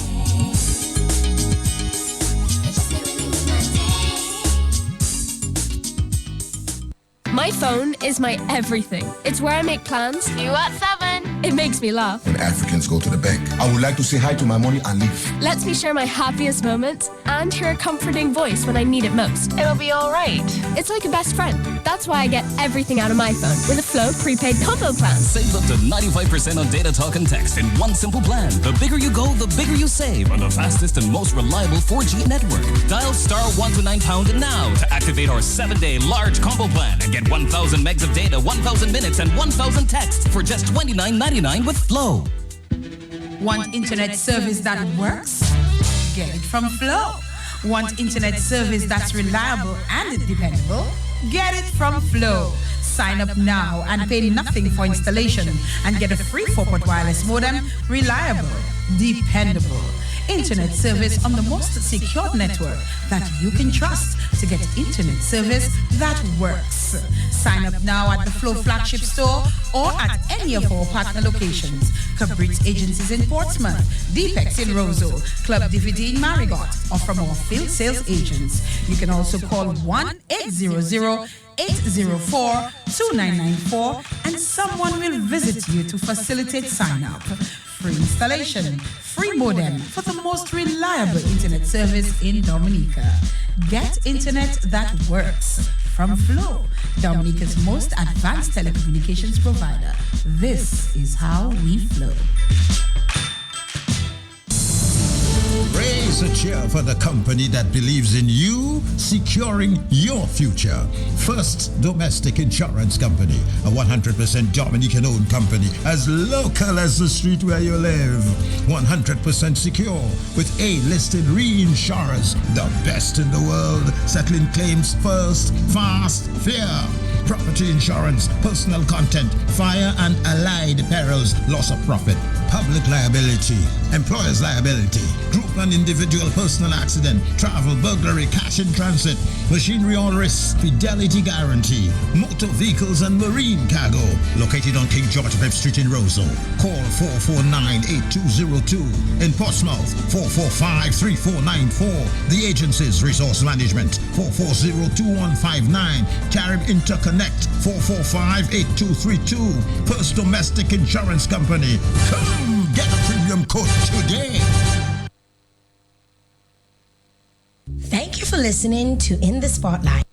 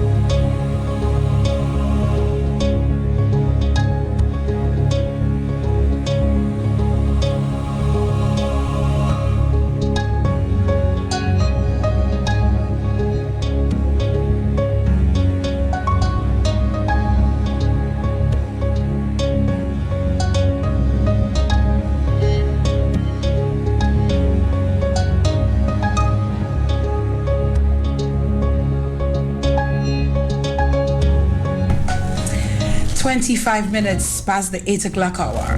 Welcome again to the In the Spotlight radio show. We do this for you every Monday night right here on Q95 FM radio. And tonight we have the organizer, one of the organizers, or the main organizer, a lady I know who has chaperoned the Queen contestants, winners, queens. And now she's doing the Woman of the Bible contest.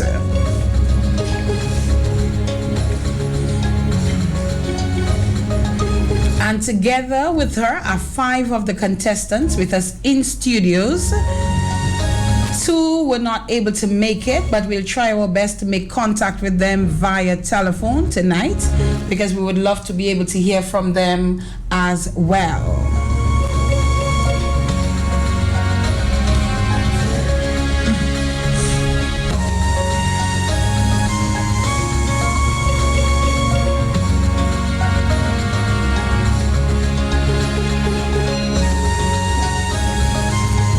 And as we setting up our Facebook Live, we will be live with you in just a while. We have to get going with tonight's program. And we will begin with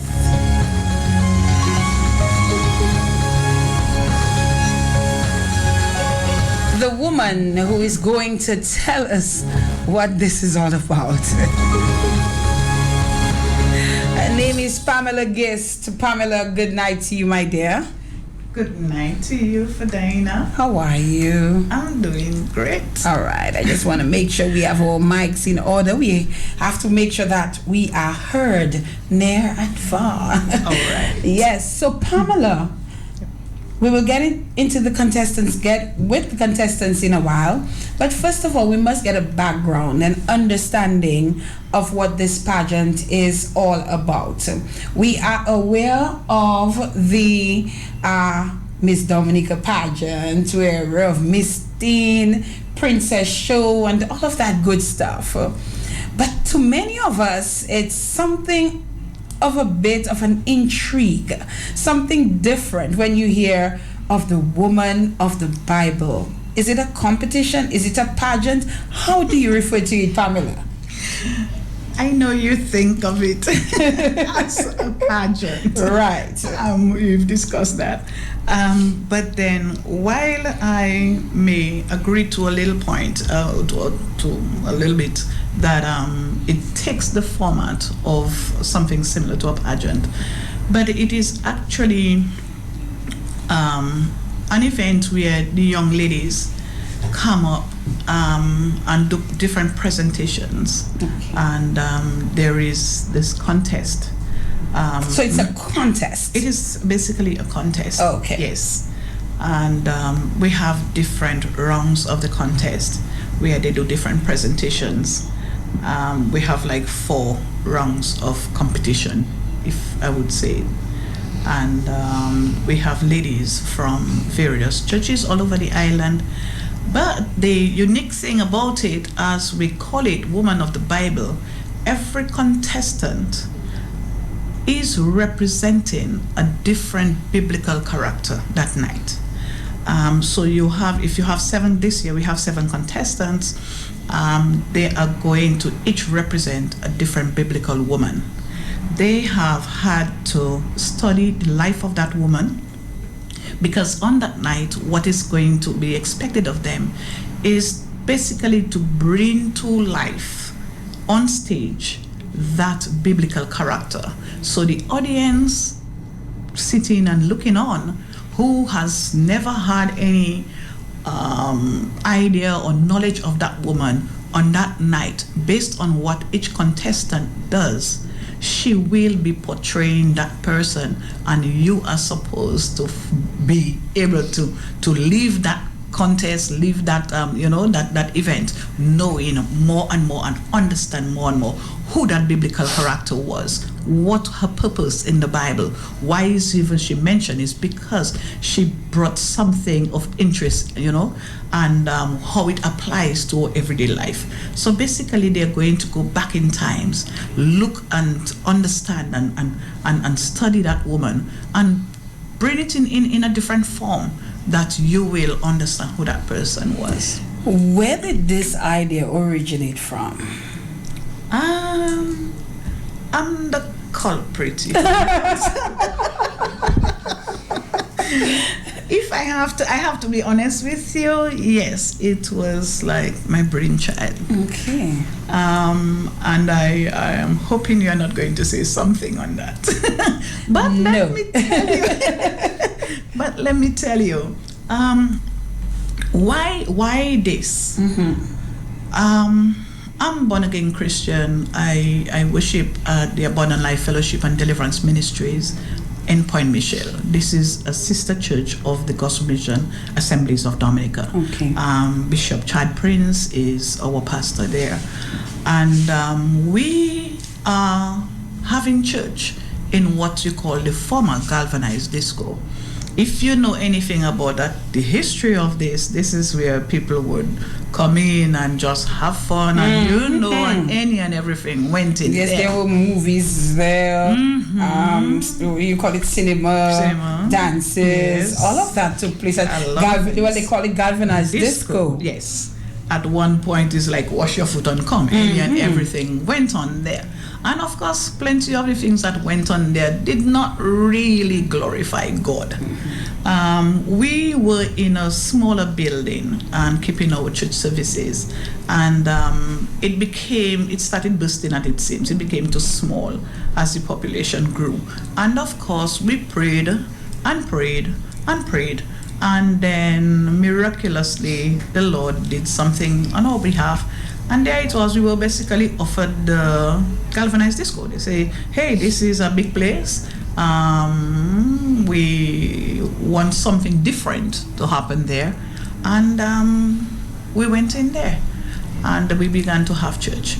But ever since, we have purchased some property in Point Michel up at Union Estate. Yes. So we have a nice piece of property there, and we have been looking forward to trying to start construction of a church building. We have done things like the normal barbecues and the cake sales and the dinners and the selling breakfast. You don't get so much out of it. So you don't get much out of it. And we thought, let us do something that's a little different. Every day is like the same concert story. So let us come up with something different. And there it was. I thought, okay, if I was doing it then, why not do it now in a different way? And you don't do what you used to do then anymore. Precisely. So what I have to do now... You were good at it, though. Oh, yes. I'm good at this one, too. I'm sure. Better. I shall see you on Saturday. On Friday. On Friday. Is it Friday? It's Friday. Oh. It's Friday. Okay. Pamela, you will be one of the few persons who will get me to leave my house. You and these ladies on a Friday night. Oh my. It's on Friday. Yes. Yeah, so basically we have initiated this whole thing as that type of event as a fundraiser. We are looking forward. The church that we are in, or the building that we're in, have deteriorated quite a bit right now. It's like we do not know where to put potty on galvanized anymore. And it's like kind of leaking and from the roofs and stuff, rain coming in and that kind of a thing. But you know something, Fadina? In this place, I have seen miracles. I have seen the presence of God, the Spirit of God operate. I have seen miracles. I have seen healings. I have seen God at work in this place among the people. And so it's plenty times we not even look on the outside, and but then the thing is, when we gather in there, we see the power of God among the people of God in that area. So we are looking forward to building, and that is one of the things that we have come up with, an idea for fundraiser. How do the pastors, the congregation, the church membership, how do they feel about this? Oh, they are all in for it. When I first brought it up, I brought it up many years ago. And then one sister said to me, wow, I know your background. And if you come now and you say that, you know what they're going to say. I don't think the congregation and the evangelical body is quite yet ready for that. I say, hey, if the other ladies are doing it over there during carnival time and they're not afraid to expose themselves here, there, and everywhere, we are not asking about expose. Can we have ladies who will stand up for God, who will stand up for righteousness and display the biblical characters?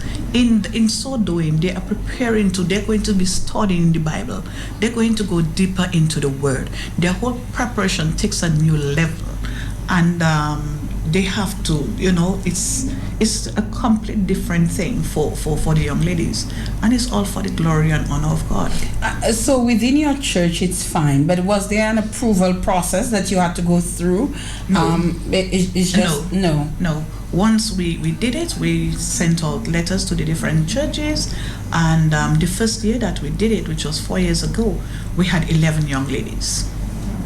A competition with 11? And the second year, we had 11 young ladies. Oh my. And then after review, some people were saying to us, non-Christian people from the churches as well, because they came and then they were saying, hey, if you have a little less, the show itself will be a little, it will be less, more impactful. Yes. But then when we first did that, it was, for the first 2 years, it was 11 ladies. Well, clearly you're not having any challenges in getting young ladies to participate in the competition. If you had 11, and then the third year we had 6 or 7, and then this year we said we're going to have 7. All right. So tell us, Pamela, about the different categories in the competition. Okay. Like the first presentation is sort of the opening round. So the young ladies come out all flamboyant, all colorful. They usually just come out in a dance, like you would see on other shows when ladies do a similar type of activity. So then they come out, they do something like a choral speech, but that choral speech is basically to introduce that biblical woman. Okay. So then they will come and they will do their little flair and their little style, their little thingy, and then they will say something, and then you will be able to pick up which biblical woman that is talking there. Also, they don't say the person's name, or? Oh yes, they do. Okay. Yes, they do. All right. And then they dance. They finish up the dance. Then they go towards the back of the stage, and one by one they come up and they do their introductory speech. In that introductory speech, they basically say, of course, who they are, where they come from, in terms of what church they're representing. They may want to say their age. They may want to say something about themselves in terms of the school, educational background, anything. Something really spicy, something really nice. And of course, they must say about that woman that they're portraying for the night. So they say, I'm Pamela Geese, but then tonight I'm going to be Hagar. And then we all know who Hagar was. You can say something nice about Hagar. So by the time you give this little intro, the audience is already waiting for you to come back, for you to finish up the story. Mm-hmm. Then, in the second presentation, which would be round 2, the ladies are asked to do something called life skills. It's basically life skills contest.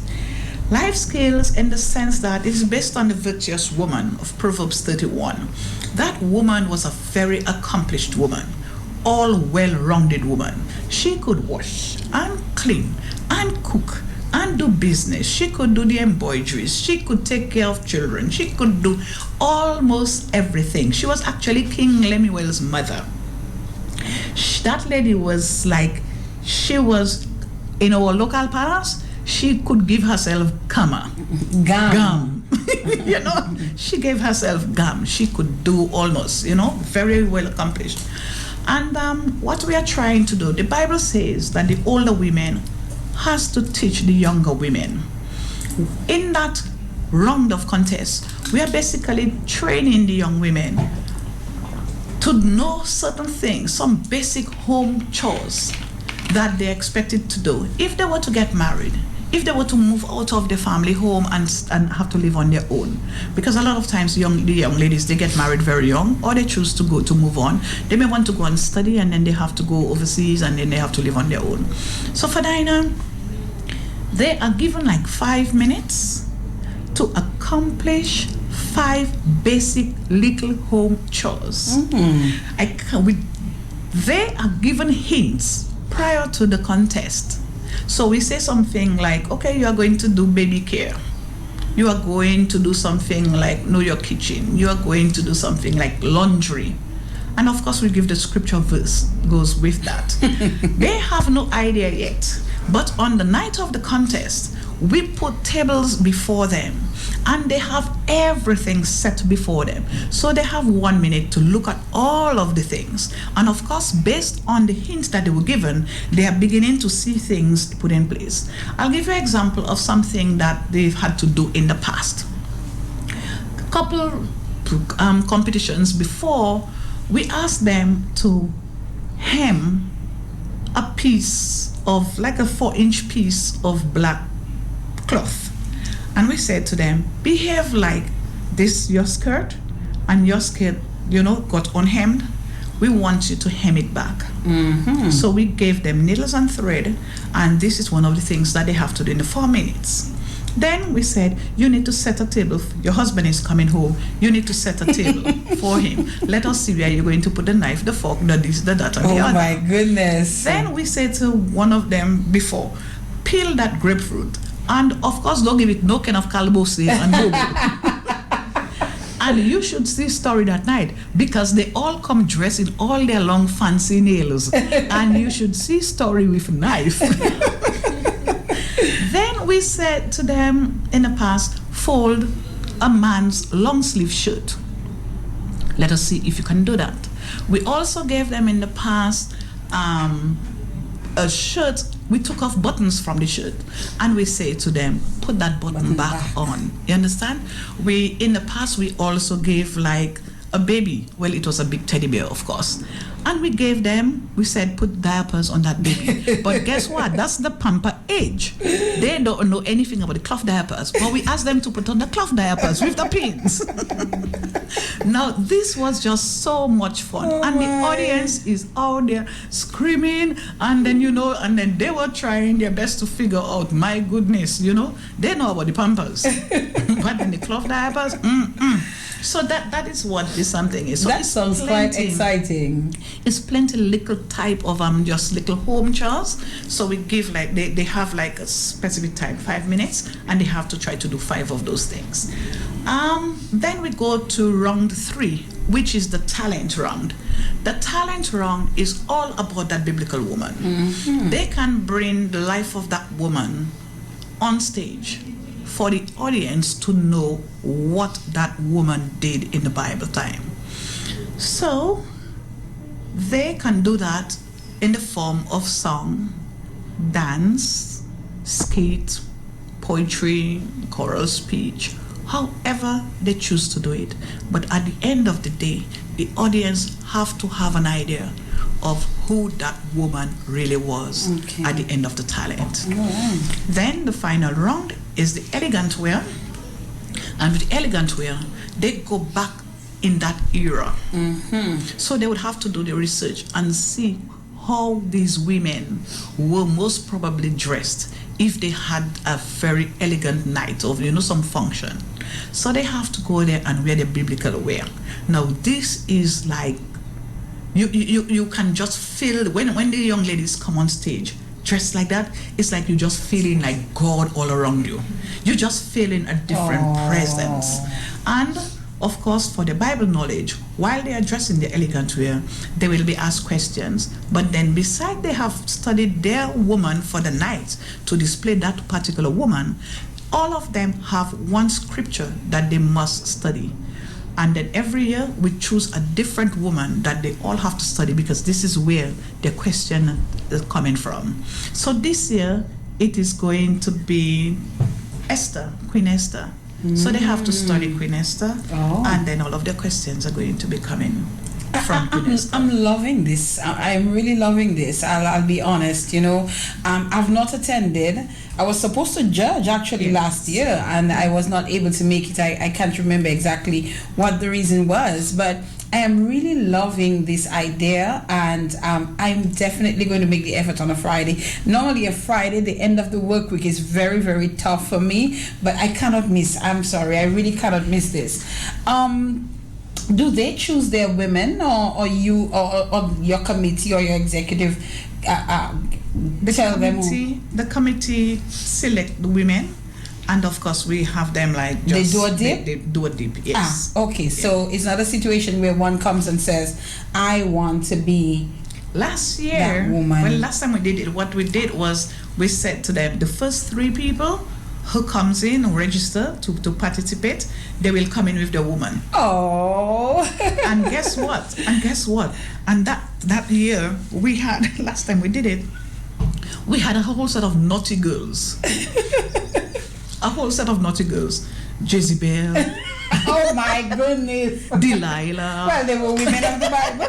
They were women of the Bible too. Yes. And apparently the young ladies decided, no, we keep showing the nice ones. Let us bring those little bring super Jezebel to life.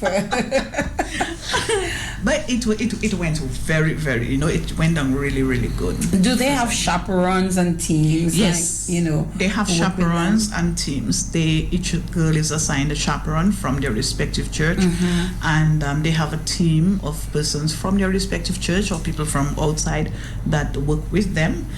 Their chaperone give them tips on makeup because they have to do lots of presentations and stuff like that. So makeup and all of that is fine within your churches? Oh, yes. Well, I don't know. I mean, I remember when I spent But look at us. But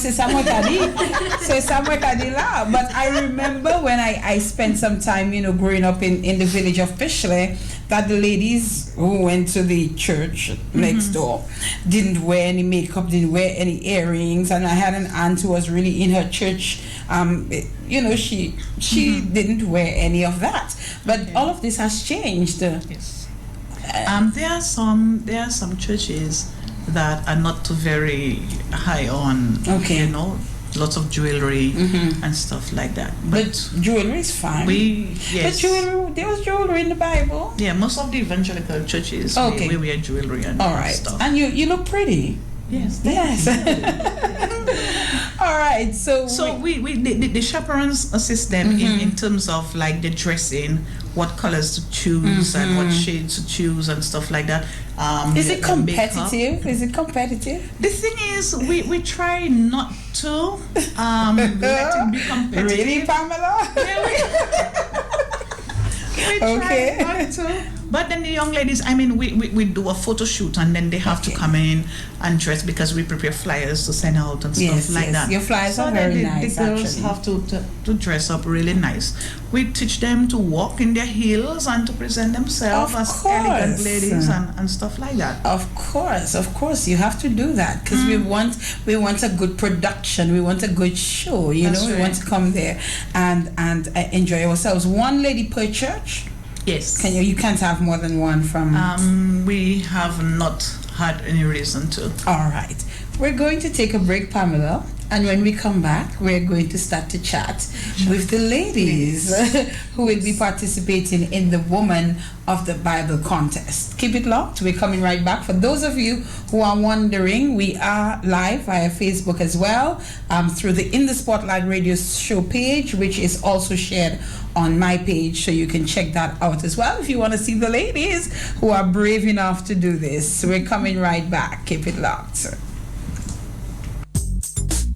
Rudolph Thomas Enterprise in Portsmouth, your suppliers of building materials and hardware products. Over 20 years experience in the business. Rudolph Thomas has lumber and plywood, Portland and tile cement, steel rods, galvanized and fence pipe. And Rudolph Thomas can meet all your wire needs. Galvanized roofing sheets, doors, windows, toilet sets, face basins and bidets. PVC piping, fittings and lattice. Check out Rudolph Thomas for ceramic and vinyl floor and wall tiles, nails, nuts and bolts, paint and painting supplies. And check out their line of electrical and hand tools. And Rudolph Thomas is your one-stop shop for hard-to-find items like fiberglass mat and fiberglass resin and welding rods. Go now to Rudolph Thomas on 1240 Bay Street in Portsmouth.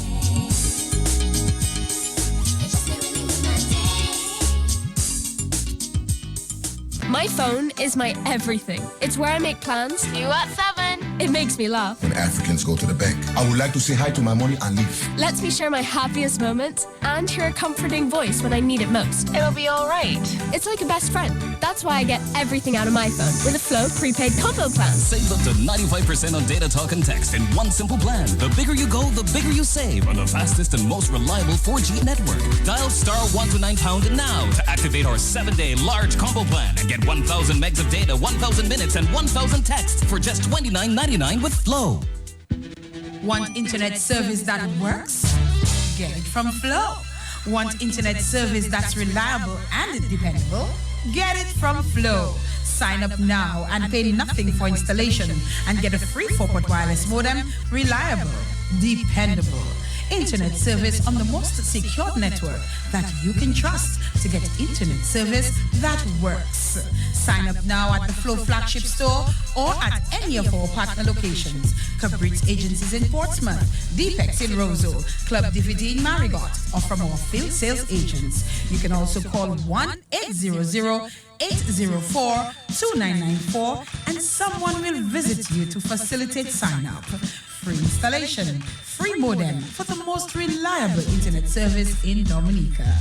Get internet that works from Flow, Dominica's most advanced telecommunications provider. This is how we flow. Raise a cheer for the company that believes in you, securing your future. First Domestic Insurance Company, a 100% Dominican-owned company, as local as the street where you live. 100% secure, with A-listed reinsurers, the best in the world, settling claims first, fast, fair. Property insurance, personal content, fire and allied perils, loss of profit, public liability, employer's liability, group and individual personal accident, travel, burglary, cash in transit, machinery all risk, fidelity guarantee, motor vehicles and marine cargo. Located on King George Pep Street in Roseau. Call 449-8202. In Portsmouth, 445-3494. The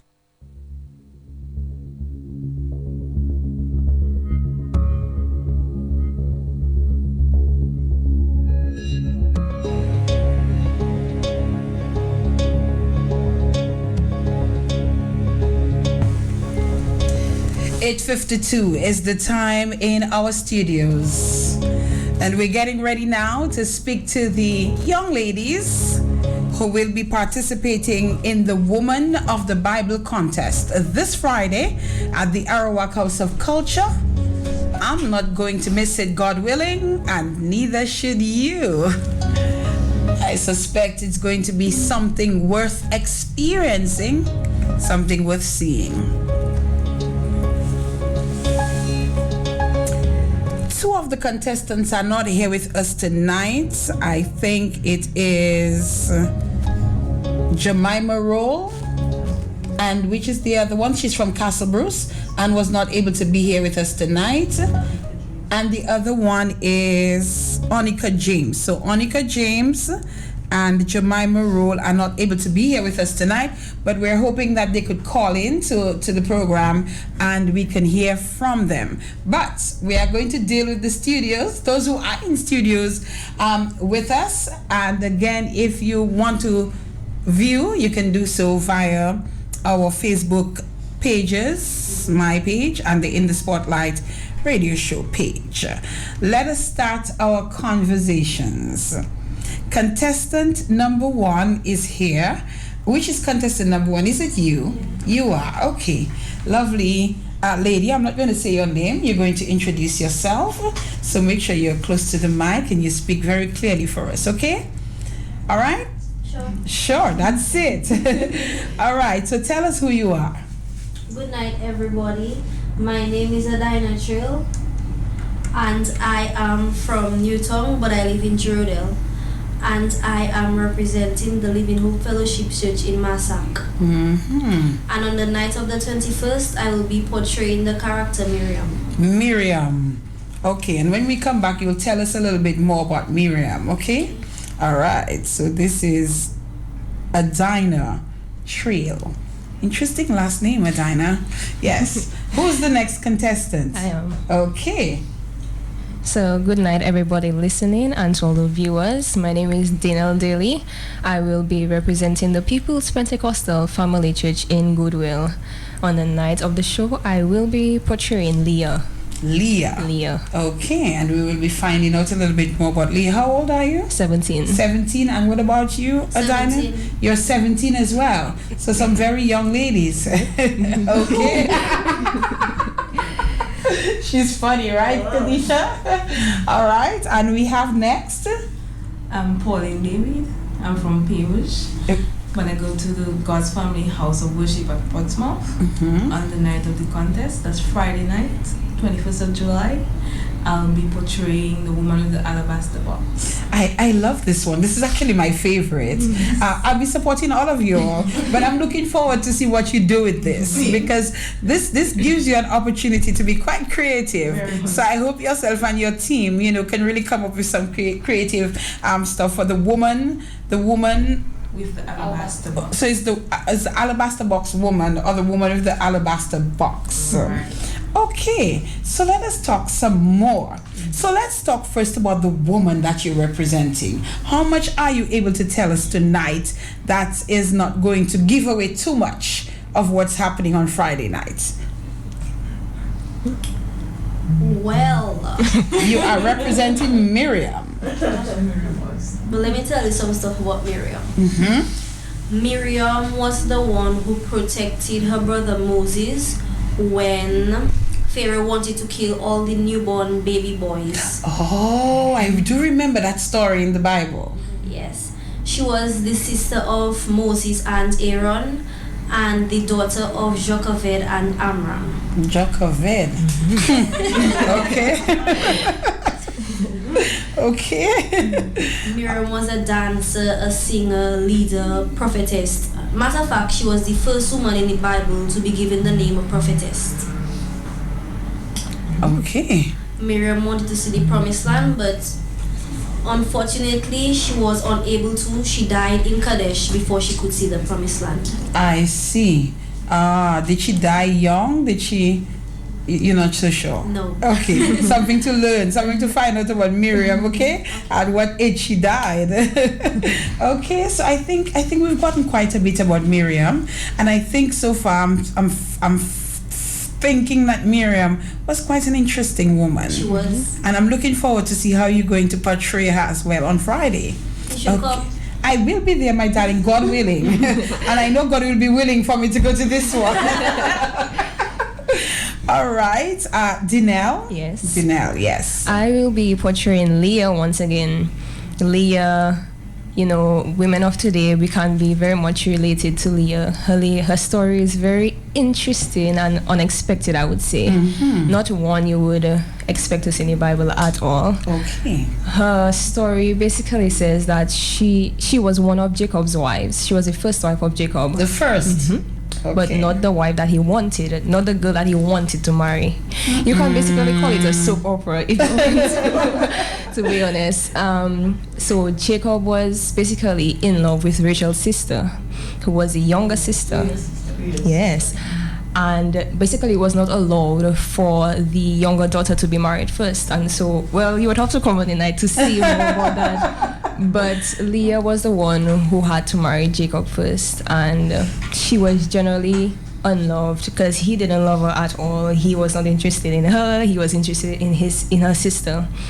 And poor Leah, I know. Yes. Oh my God! Don't make us cry. She was not loved, but in spite of that, she always found satisfaction in God's love for some reason, And in spite of all that, she endured it. She was blessed with Jacob's children.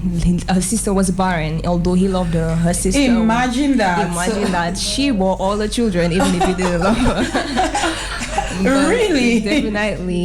Definitely a soap opera. So I encourage everyone to come out on the show. How many children did she have? She had 7 children. 7 children. 6 okay, boys. 6 boys and a girl? Okay. Yes. So that's basically Leah's story. That's Leah's story. She was a courageous woman, I would say. All right. Looking forward to see what Leah is going to be all about, you know.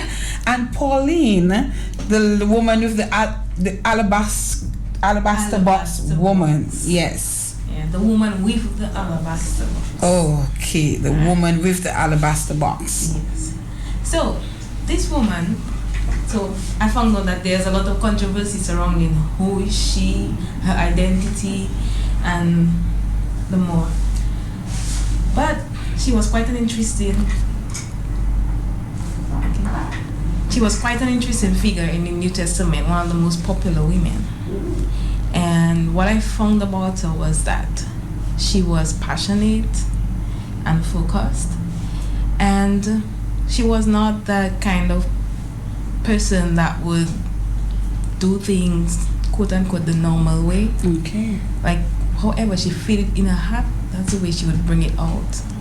And she seized opportunities. Alright? Her action that brought her fame, anointing Jesus' feet,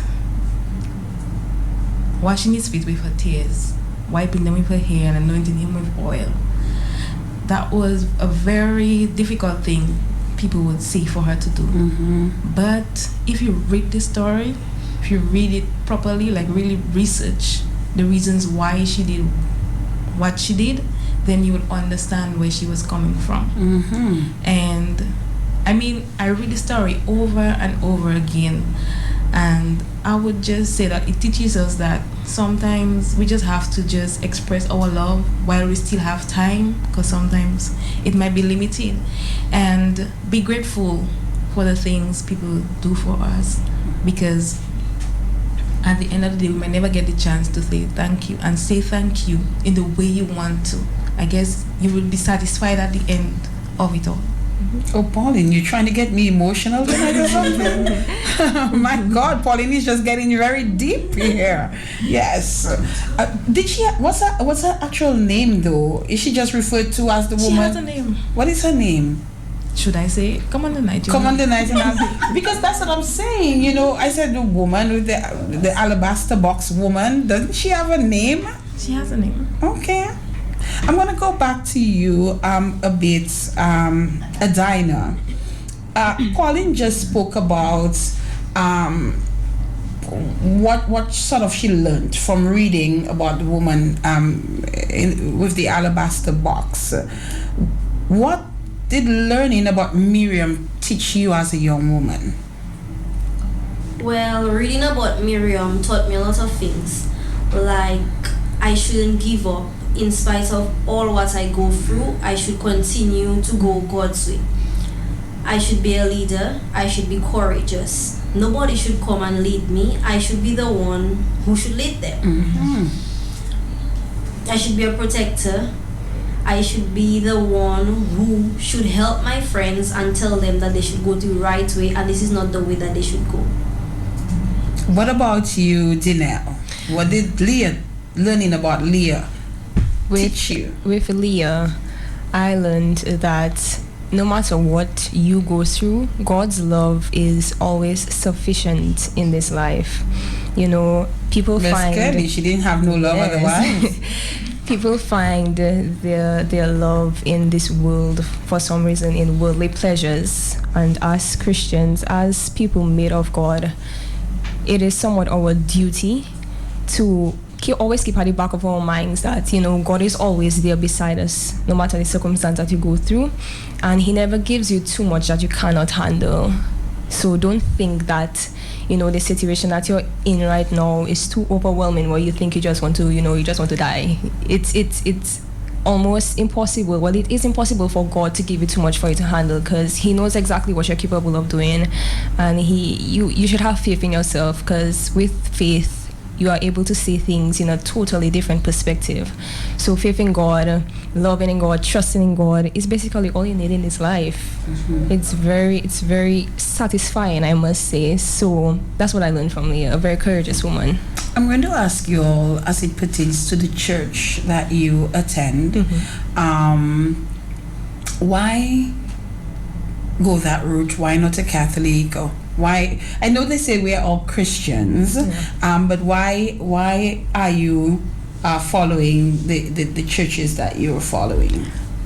We could start back with Janelle and go the other way. Well, for me, I was always raised up in a Pentecostal home, so I never knew. Well, I knew about the other denominations, but growing up in a Pentecostal home, a Christian home, this is what I knew. So I wouldn't say I was forced to do it, but this is what I was familiar with. So this is where I found my comfort.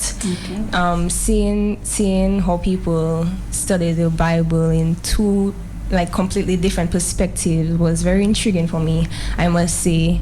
But the way I grew up, the Pentecostal life for me is so much more pleasing, I would say. People say that, when you grow up in a Christian church, it's boring, life is just boring, you're not allowed to go in the world, etc., etc. But it trains you up so well according to the Bible that somewhat you wouldn't even find pleasure in the worldly things, and that's what I love about it. So even if people might say that the Christian life is a boring life, it is definitely not a boring life. If you want to make it a boring life, then you do.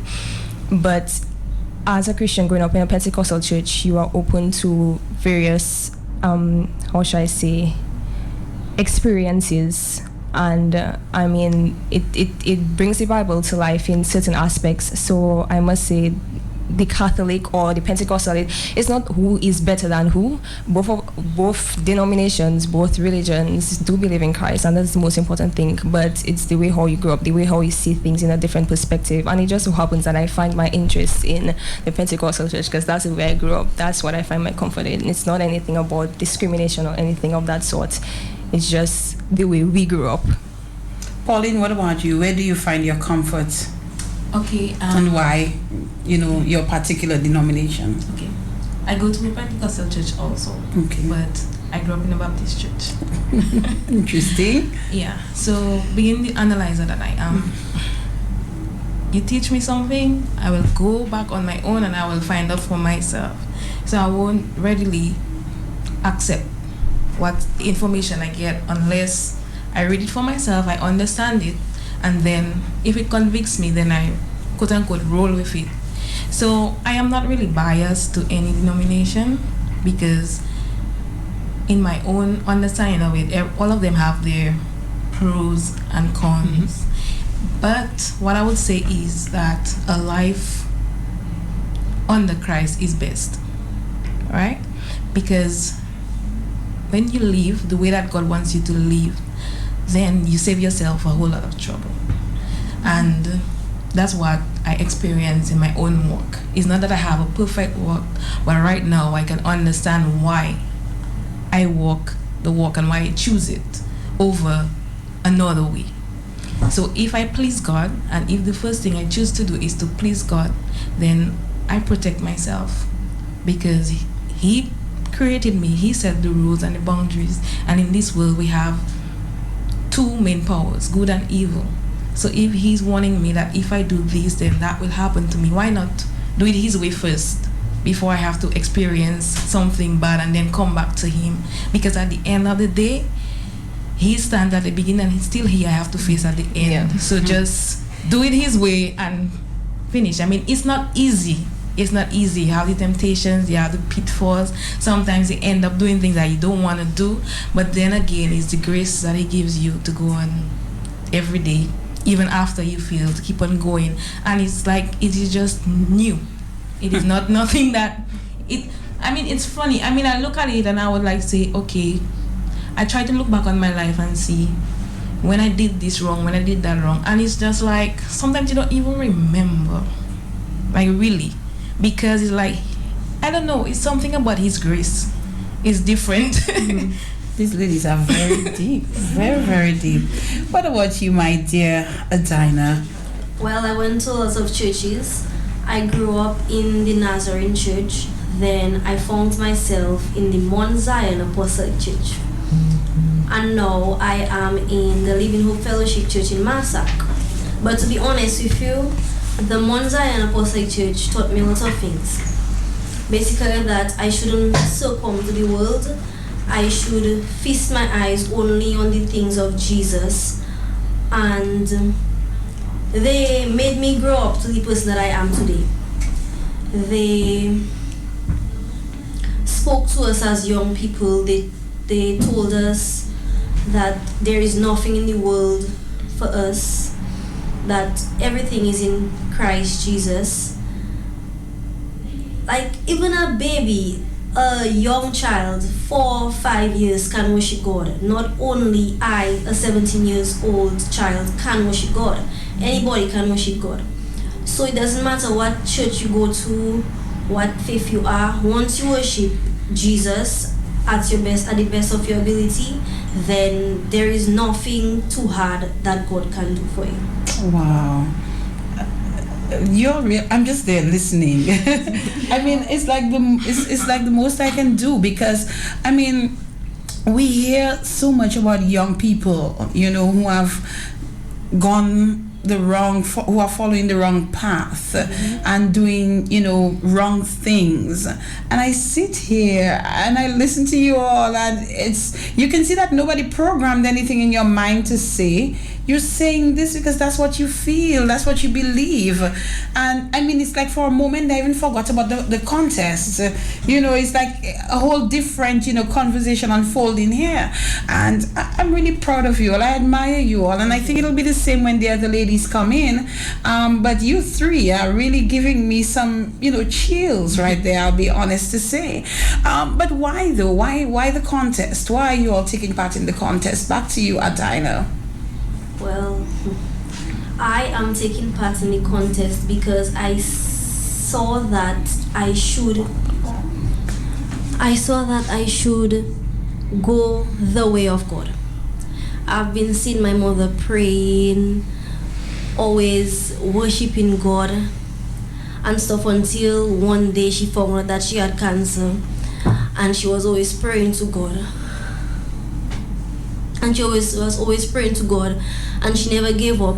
She always prayed. She said that she believed that she don't have cancer, and she believed that God will heal her if the doctors are saying she has cancer.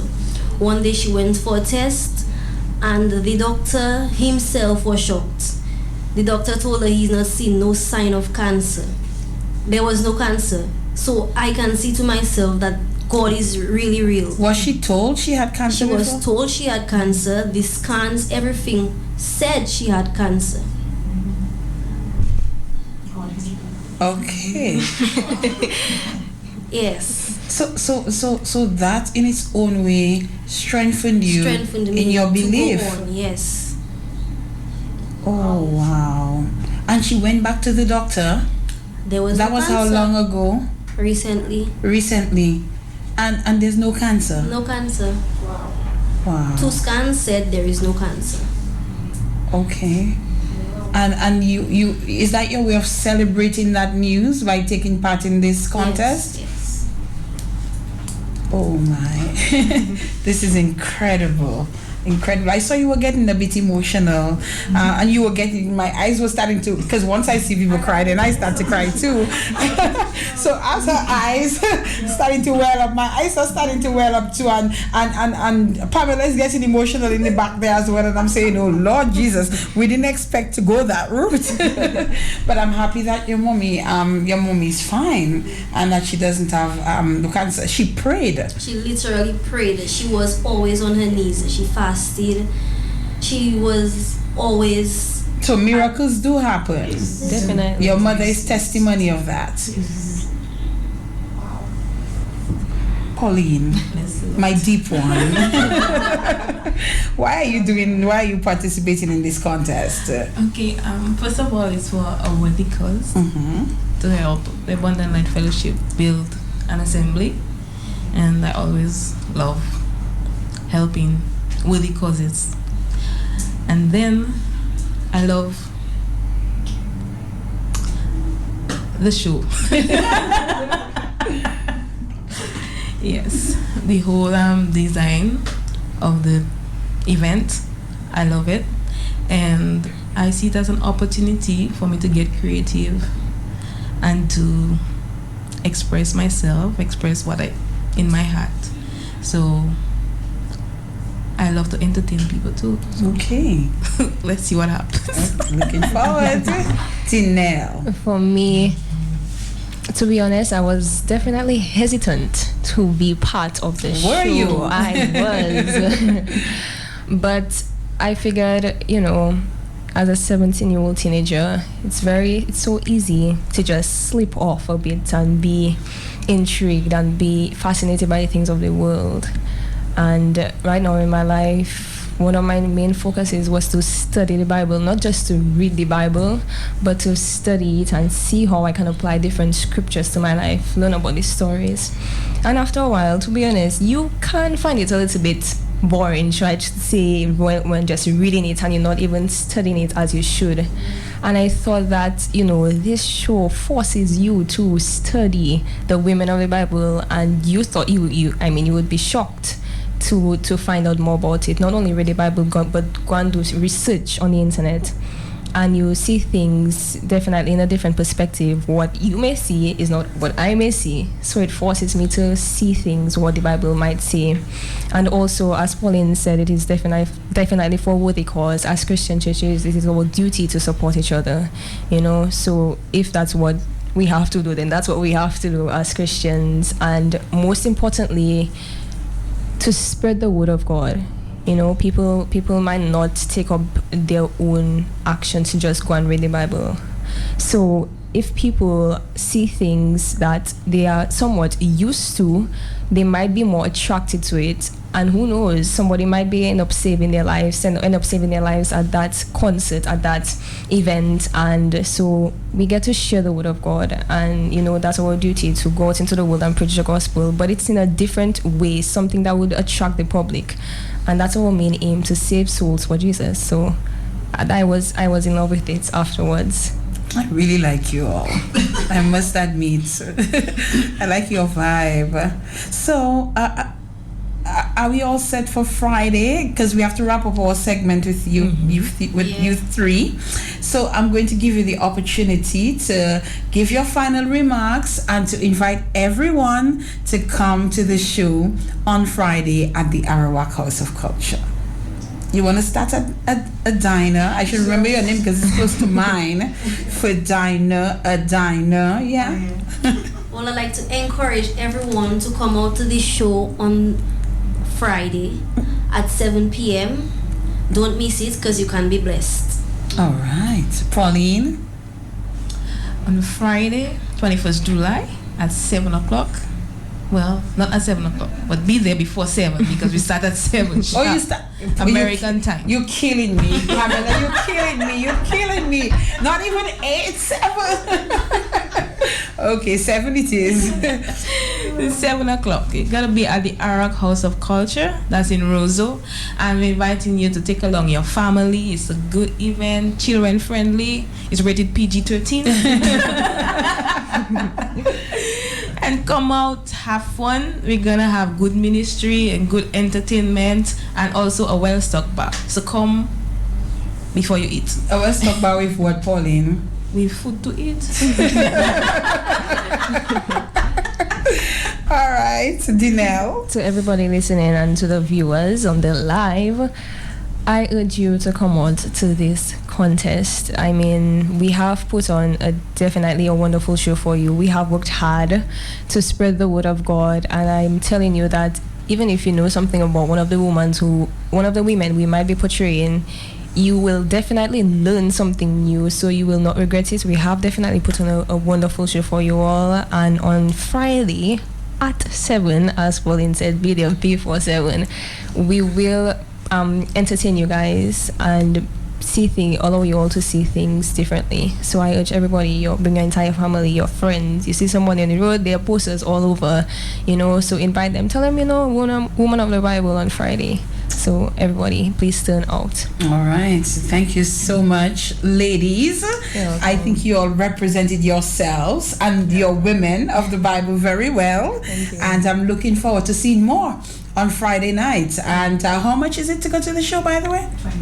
$25. $25 to go to the show. And I'm looking forward. So I'll see you ladies then. Thank you so much. We have a Diner Trail representing Miriam. We have Dinelle Daly representing Leah, and Pauline David representing the Alabaster Box Woman. Thank you, ladies. As we get ready for the two other ladies who are here, Pamela will update me as to whether or not we can make contact with the others. All right? Thank you, ladies. All right, good. Keep it locked. We're coming right back.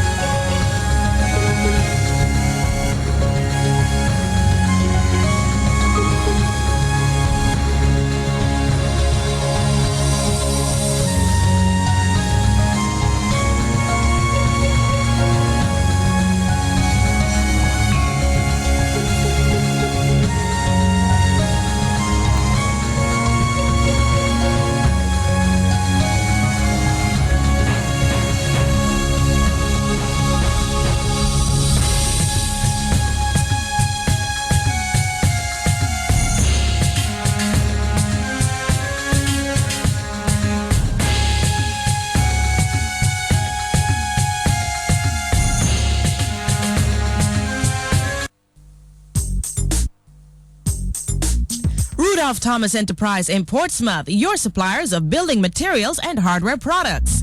Over 20 years experience in the business. Rudolph Thomas has lumber and plywood, Portland and tile cement, steel rods, galvanized and fence pipe, and Rudolph Thomas can meet all your wire needs. Galvanized roofing sheets, doors, windows, toilet sets, face basins, and bidets. PVC piping, fittings, and lattice. Check out Rudolph Thomas for ceramic and vinyl floor and wall tiles, nails, nuts and bolts, paint and painting supplies. And check out their line of electrical and hand tools. And Rudolph Thomas is your one-stop shop for hard-to-find items like fiberglass mat and fiberglass resin and welding rods. Go now to Rudolph Thomas on 1240 Bay Street in Portsmouth.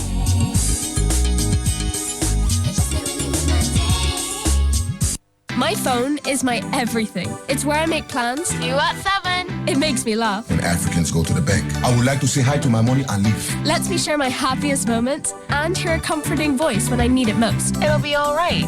It's like a best friend. That's why I get everything out of my phone with a Flow prepaid combo plan. Save up to 95% on data, talk, and text in one simple plan. The bigger you go, the bigger you save on the fastest and most reliable 4G network. Dial *129# now to activate our 7-day large combo plan and get 1,000 megs of data, 1,000 minutes, and 1,000 texts for just $29.99 with Flow.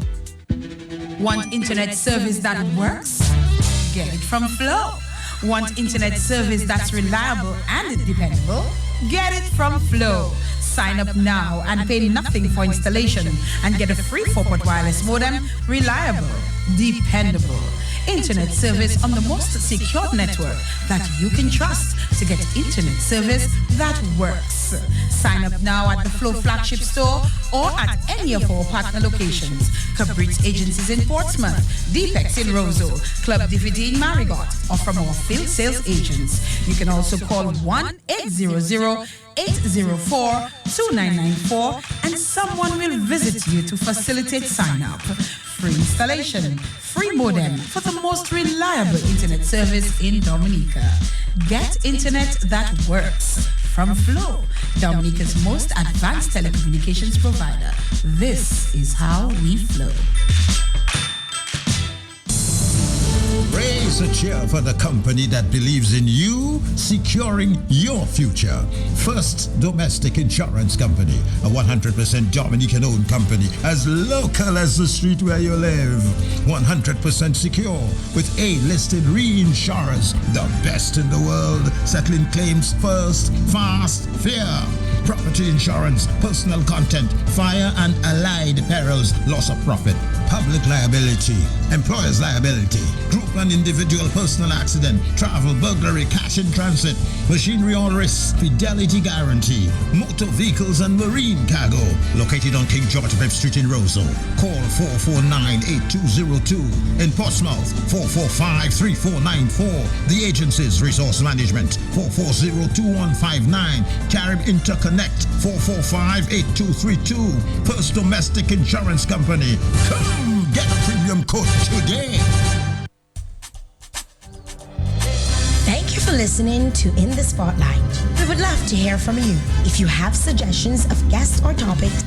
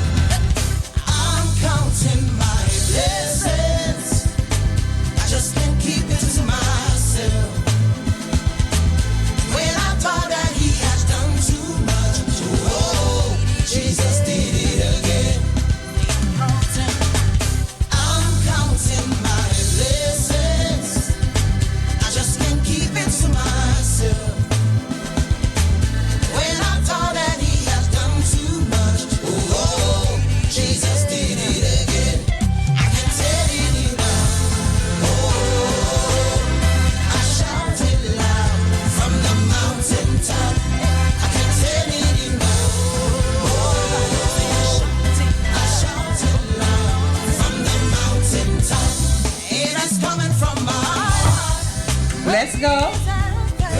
Oh, Ollie, stop singing. All the things that you have done, I'm grateful for your love. I give you the praise. Okay, ladies. Woo! It's coming from my heart. Praise and thanks unto you, Lord. All the things that you have done, I'm grateful for your love. I give you the praise. Counting my blessings, I just can't keep it to myself.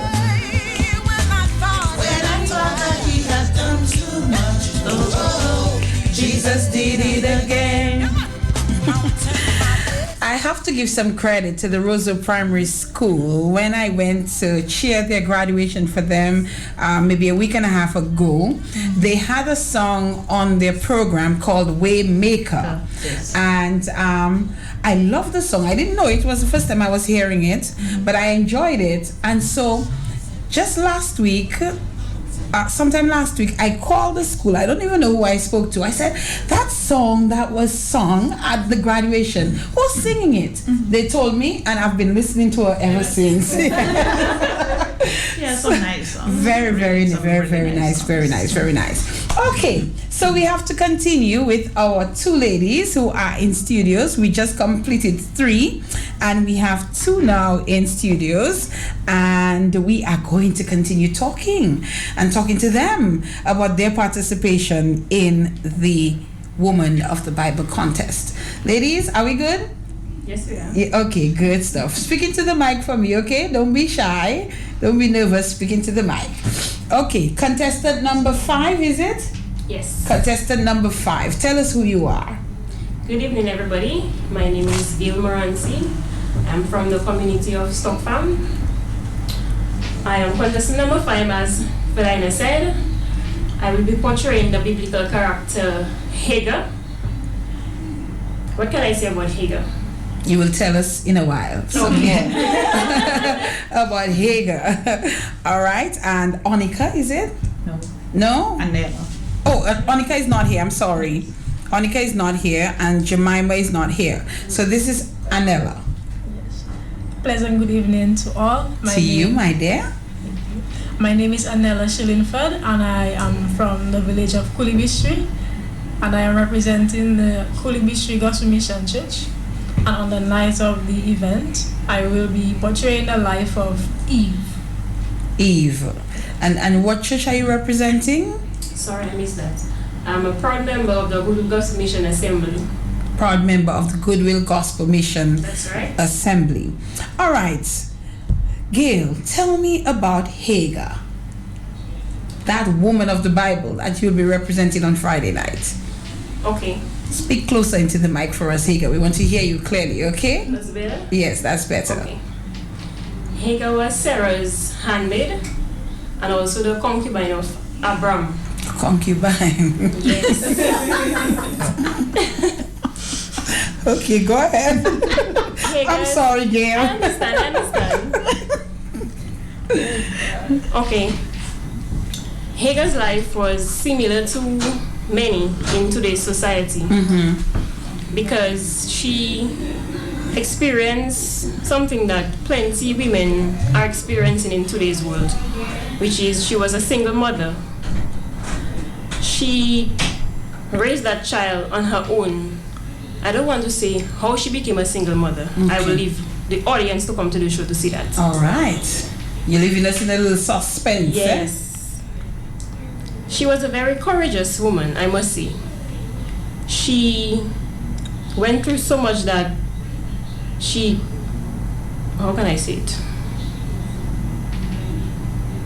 The trial she faced, it was something that I personally don't know if I can go through.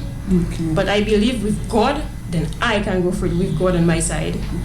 But she had her doubts there and there, but she never lost faith in God.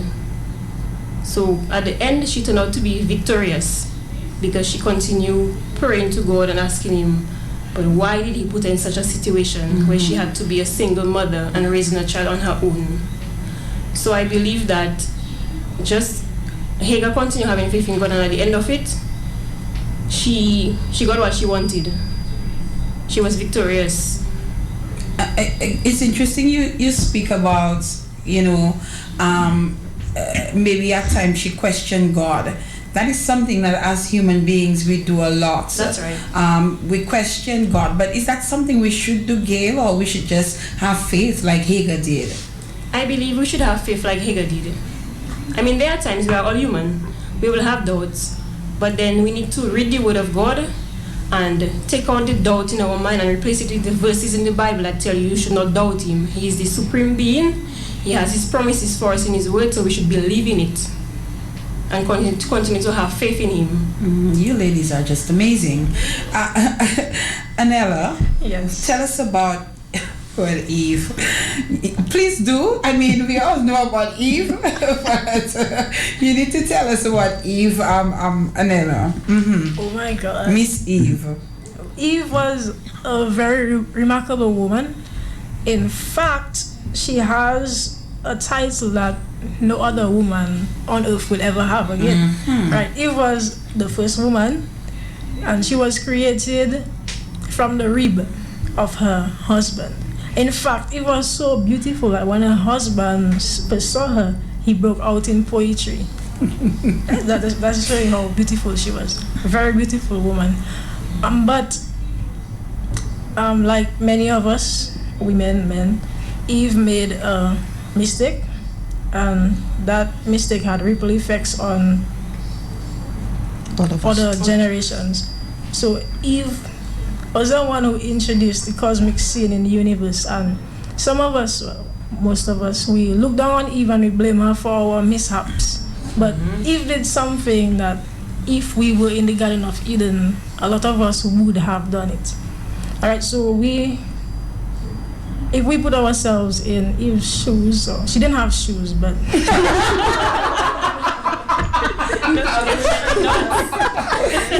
Okay, Anela, you got us there. Okay, if we put ourselves in Eve's place. Most of us would have done the same thing. But there are several lessons to be learned from the life of Eve, as the audience will see on Friday. And I hope to bring that across very powerfully through ministry. And but I did the same with the other ladies. I did ask of them in preparing their particular woman of the Bible. What did they learn? What did you learn from Eve's story? And Gail, we will come to the same thing as well with you, but we'll continue with Anela. What did you learn from reading up on Eve, identifying with the woman maybe in some way or the other? Because you said she's a beautiful woman. But what did you learn from Eve's life, Eve's story? All right. I learned a lot through the study of Eve. Eve's name meant mother of or life giver. So as a woman, Eve has taught me that as a woman we should be life givers, not just in childbearing, but in our walk in life, wherever we go, we should be able to speak life and give life to others, because life and death lies in the power of our tongues. Amen. I also learned that in Eve's little episode with the serpent, that she faltered, and what she should have done when the serpent approached her. Well, we always, in retrospect, we always say, "Well, if I had known," right? So maybe if looking back now, she might say, "If I had known," but she should not have entertained the serpent, and that is where we often fall. We entertain temptation, and we should not. What about you, Gail? The life of Hagar has taught me to never lose faith in God. One reason being that sometimes we are put in different situations. Sometimes even God Himself put us in different situations to challenge us, to challenge our faith. And without those situations, we would not know how to be strong and to have courage. So sometimes we just have to think of the positive when we are facing a bad situation to make the best out of it, because God can make the bad situation somebody put there for us, turn it out for our own good. So I believe that. So the life of Hagar has taught me to never lose faith in God, to continue seeking His face, reading His word, and to trust in Him, most of all, trust in myself, trust in Him, because He has all the promises there for us. It's just us. Because sometimes most times we hinder ourselves from our blessings. The blessings are all there for us, but it's us that have to trust in Him and read up on His word and put ourselves in the situation where we can speak the word of God to others and not just surround ourselves with negativity. We are supposed to be the ones who are the salt of the earth to influence others, to season, in other words, to season the people, to preach the gospel, to spread the gospel. So it was just an encouraging feel for me through the life of Hagel. Because from my practices, it has been very difficult. Really? In terms of scheduling and making time for practice, for church, for work, sleeping late at night, practicing my lines, for it to be perfect for everybody to come out and see on the night of Friday 21st. So I just want to encourage everybody out there to never lose faith in God and to just continue to trust in Him and to live for Him. These young ladies are just making me, all mushy tonight on this program.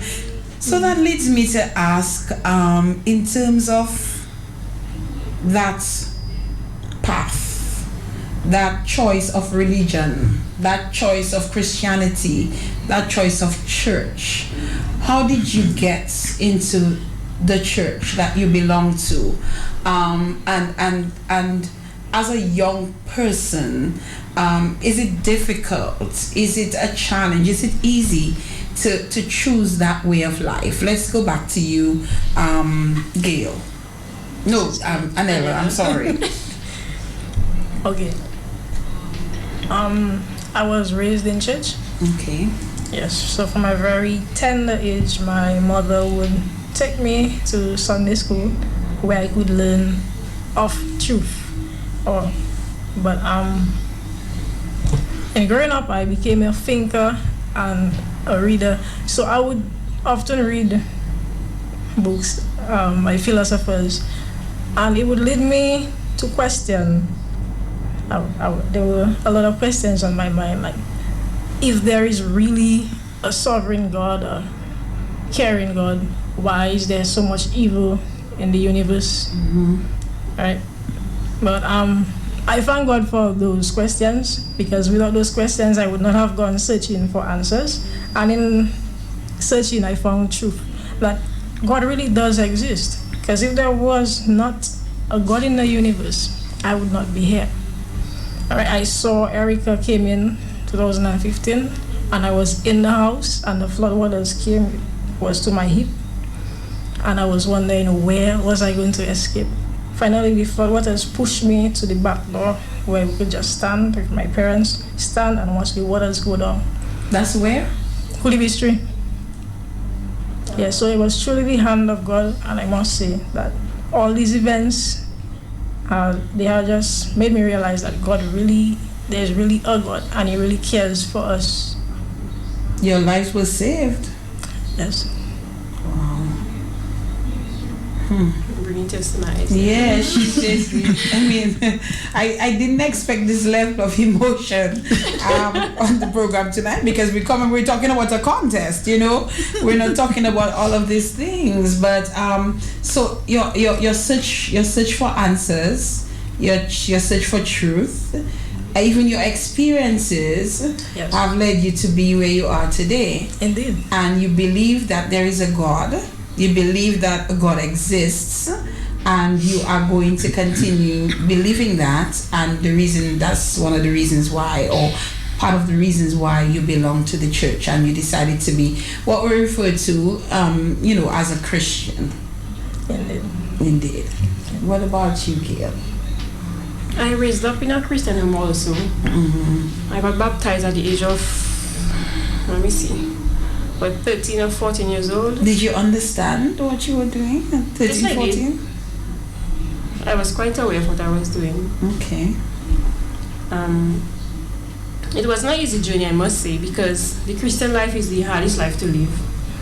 It is you reach at a point in your life where your conscience is at you, because if you know you do something wrong, then to be there like you're fearful, you just did something, God is seeing you, God is going to punish you for that. You need to go and pray, you need to go and confess your sins so that God can forgive you, so that you will be renewed.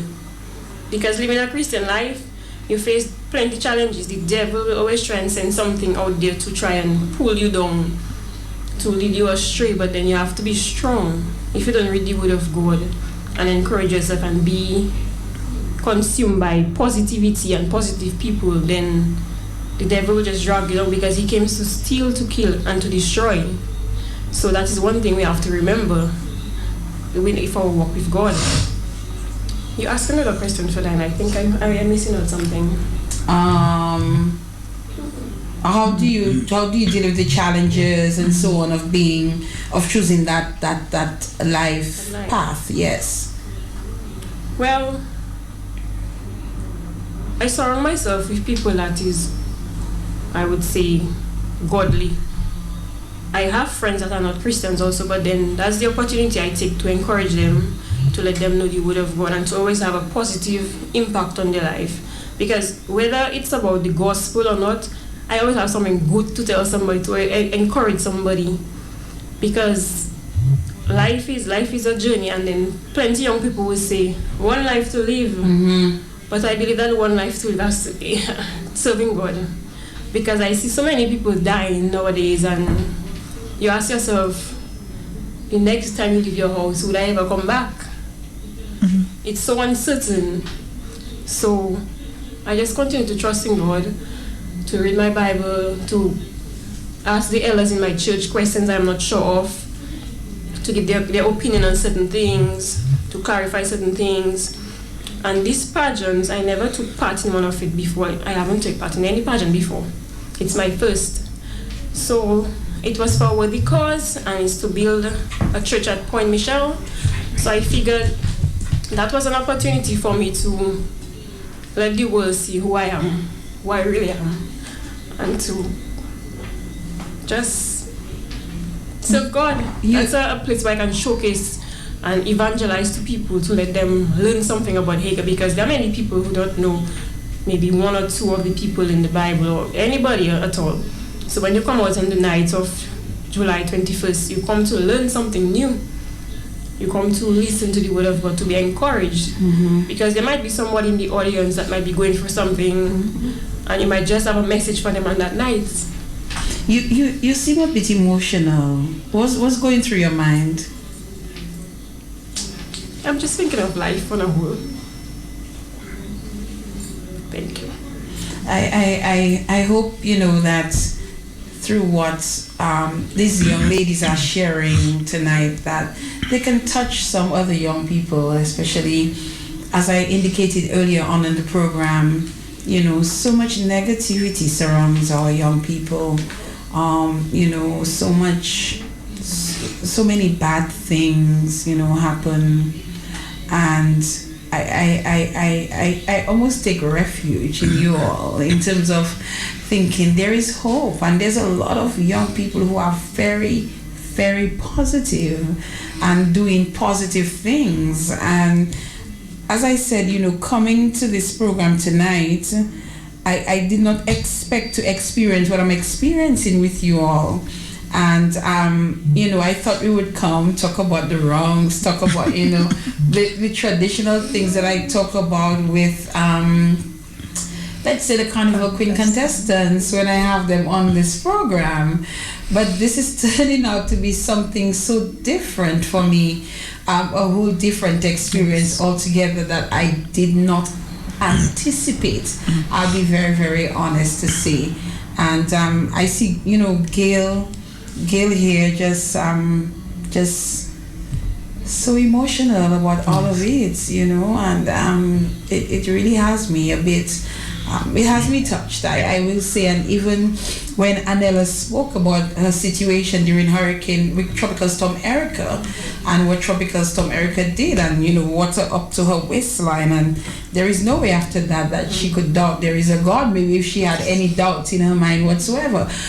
So this contest is proving to be a lot more than just a contest. Yes. You know, so I hope that many are listening and you know, learning whatever little it may be from these young ladies. But I will still ask, why the contest? Why are you taking part in the contest? Let's allow Gail a little opportunity here.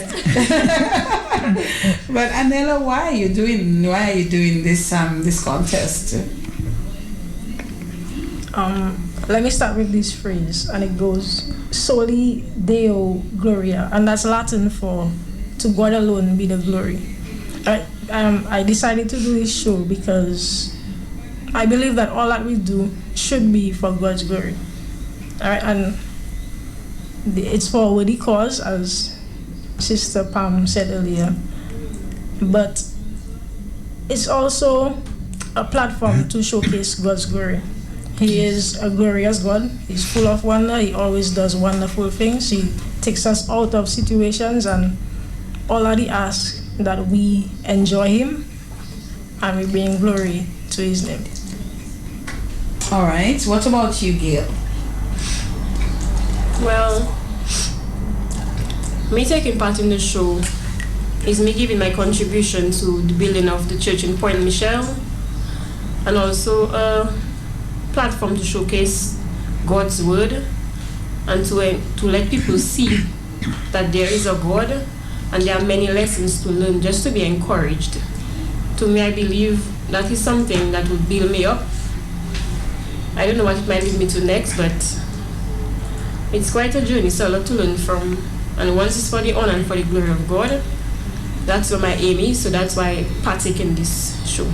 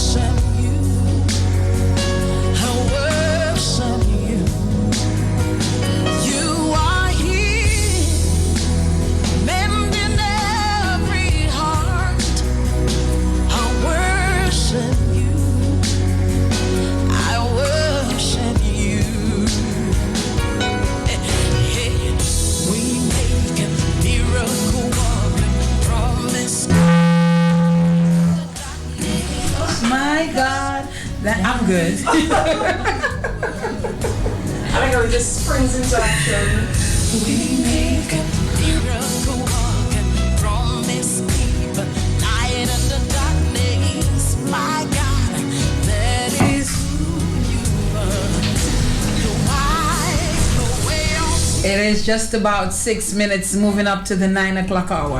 And as we get to the 10 o'clock hour, unfortunately, we could not have the two other contestants here with us. But before we wrap up the show, Pamela will tell us about these two other contestants again and the women that they're representing. But before we go to Pamela, let us wrap up with our two other lovely ladies who are here and allow them to extend an invitation to everyone to come on. Let there be people lined up outside waiting to get into this show on Friday night. So, Anela, let's start with you.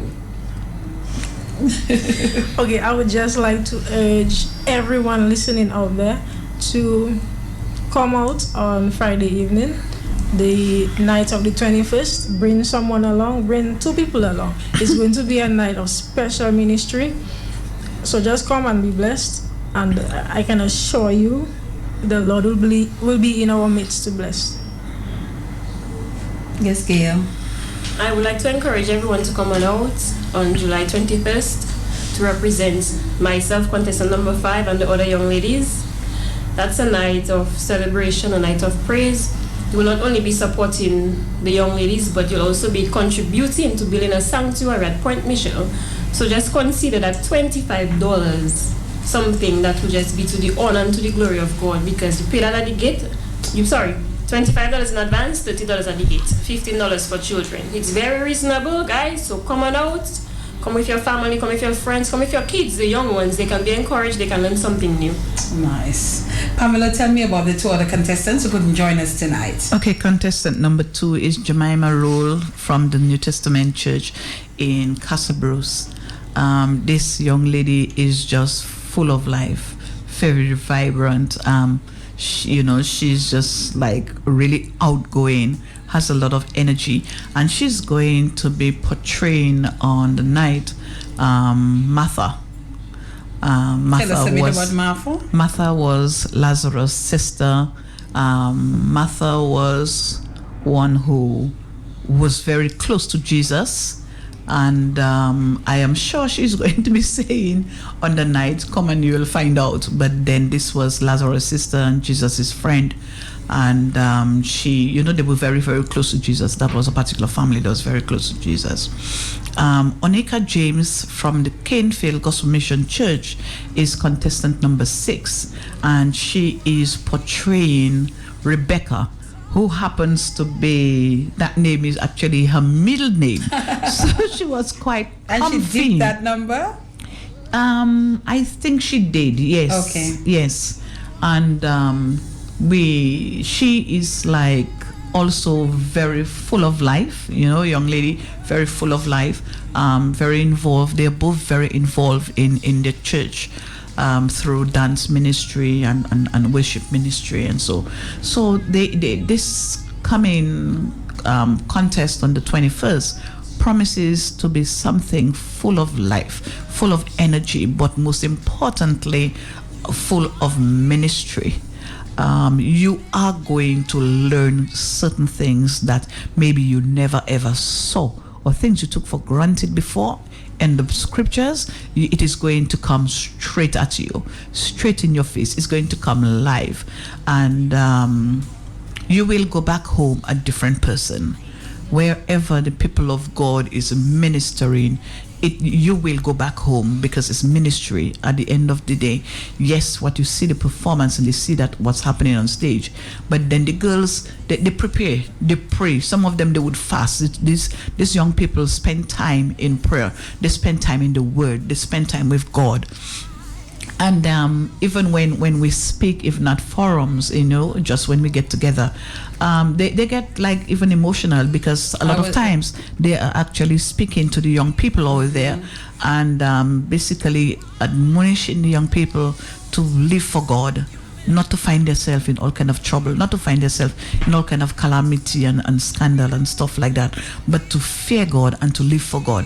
And for Dinah, if we as a people, even we as a nation, just fear God, there are plenty things we would not do. We would not hate each other. We would not want to kill each other. Our jails, our prisons would not have all of those people in there. Just because we fear God. Because if I fear God, I'm going to love you. Because God is love. And if I'm a child of God, I'm going to love you. This is my responsibility, to make you be better than even me. You understand? To bring you up with me. Never to bring you down. Never to cry you down. But to make you a better person. And this is what God wants for us. He has great plans for us. Plans to prosper us. Plans to take care of things for us. Plans to make sure that we are healed. We are living in an abundant life. This is what he came. This is what he went through the agony on the cross for us. And if we could just fear God, and this is what the young ladies are basically bringing to life. Hey, look at what I'm doing. The honor is for the honor and for the glory of God. And young people can see and get, take a leaf from their books. Before we wrap up, where and how can one get a ticket to this show? Okay, all of the contestants have tickets. The committee members, we have to give thanks to them. Members of Abundant Life itself, at CLC Bookstore, they have tickets. Casmin Variety and Key Cutting Services, that place just downstairs, Cherry Lodge. One of our sisters from our church, you can get tickets from there. Myself and some of the committee members, the committee members are from different various churches all over the island, and they are working really hard to make sure that this comes out as a success. All right, and the show starts 7 o'clock? 7 p.m. at Rock House of Culture, Friday evening. All right. And on that note, we wrap it up on the In the Spotlight radio show for tonight. I really, really want to thank Pamela and the ladies, the 5 ladies who were here tonight, for being here. And I will simply say this, I'm really impressed by these young people.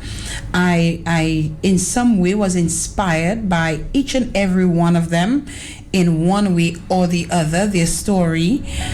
And I look forward to seeing them. And I think there was a purpose for them being here tonight. There was a purpose for me being at Rosewood Primary, hearing that song. Purpose to play it here tonight, a purpose for these ladies being here tonight, and I hope something beautiful is going to come out of all of this. Amen. Thank you, ladies, and the others who left already, the chaperones who were here, anyone who is who is contributing in one way or the other to this event on Friday. I'll say this to you, Pamela, I do not want a complimentary ticket. I will pay for my ticket because I want to support your initiative. It's a fundraising effort, so you can send me the ticket, it's all right, but I'll pay for it as my contribution as well to your event. So thank you so much, and thank you to everyone who listened tonight, who viewed via Facebook Live as well. Thank you to Kadisha for being here and supporting as always. And thank you to the sponsors of the show. Thank you to Q. Thank you to DJ Uzi on the outside, who is assisting us in his own way during the course of the program. I just want to say thank you to everybody. We'll be back here next week, Monday night. Here in studios will be Dr. Merlin Kelsick will be my guest next week, Monday. So look out for that next week, Monday, on the In the Spotlight radio show. Until then, thank you, everyone. Have a wonderful and blessed night. All right?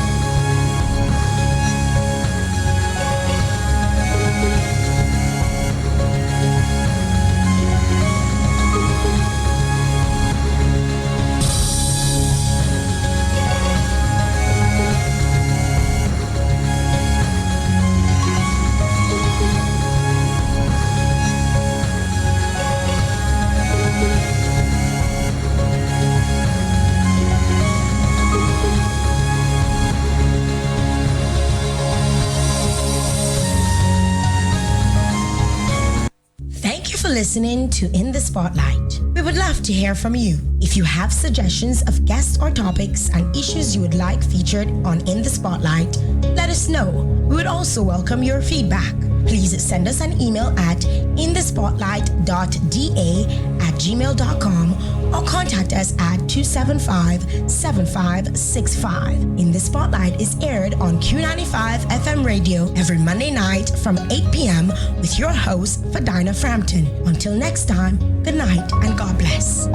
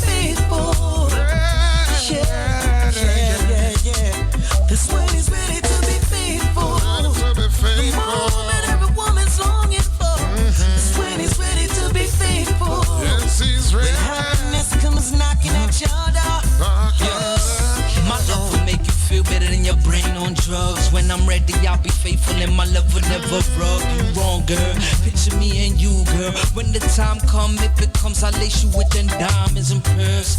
Let me know, would you ride with me? If I get locked, would you be there still rolling with me? Would you snitch to the feds, cause you know with me? Try to stop me on my grind and build your own dynasty. But if you want to be my shining star, I'll be there, don't worry, just be who you are. I'll give you all you need, that house and that car. I'll give you love, loyalty, I'm faithful. This is what it means when a man says he needs you. This is what it means when he says he can't breathe without you. This is what it means when he says he can't live a minute without you. This is what it means when the plan is done and your victory's won. That's when he's ready to be faithful. When he feels no shame, crying and pain, ready to be faithful. Happiness comes knocking at your door, ready to be faithful. The moment that the woman's waiting for, ready to be faithful.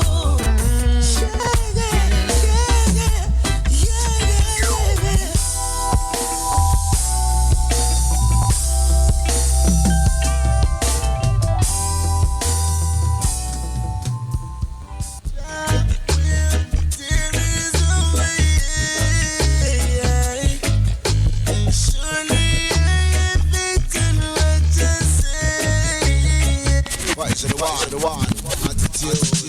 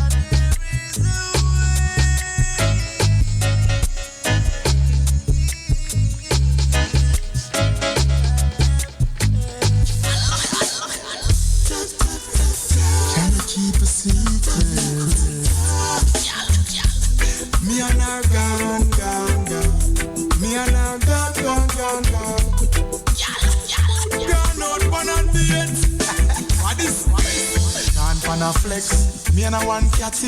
Don't make me plan from last week Saturday. Then mash the works and hope nobody no spot we car. People we see we and go talk back.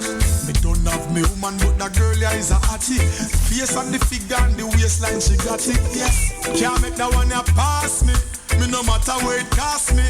Cause tonight, even if we hiding at the bush and go do it, I feel a royal night, yes. And even if we stand up in the middle of the street, I forget that girl yeah tonight. Cause I just love her that she love, yes. I just love her, me and the girls are rubber dub, yes. I just love her that she love. And me and her like a rubber dub in the tub.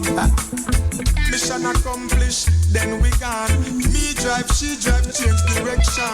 Call her, make sure she reach home safe. Cause tomorrow we might have to meet the same place. Not even mosquito no fi pitch pan her. Because the way she bumps palm is like me itch pan her. Me woman in a me yard, she the beat on me heart. Put me and me little up on the side jam heart. Cause even if we hiding at the bush and go to it, I feel a royal night, yes. And even if we lean pan the zinc around the street, I forget that girl yeah tonight, yes. I just love her that she love, yeah. I just love her, me and the girls are rubber too, yeah. I just love me and her, lock up a bubble bath in the tub. Mama Sita, I'm not a wife beater. Turn me into a cheater, that's fine with me, senorita. Link up back in another week, yeah. Post me take a picture, me now go spread it on Twitter.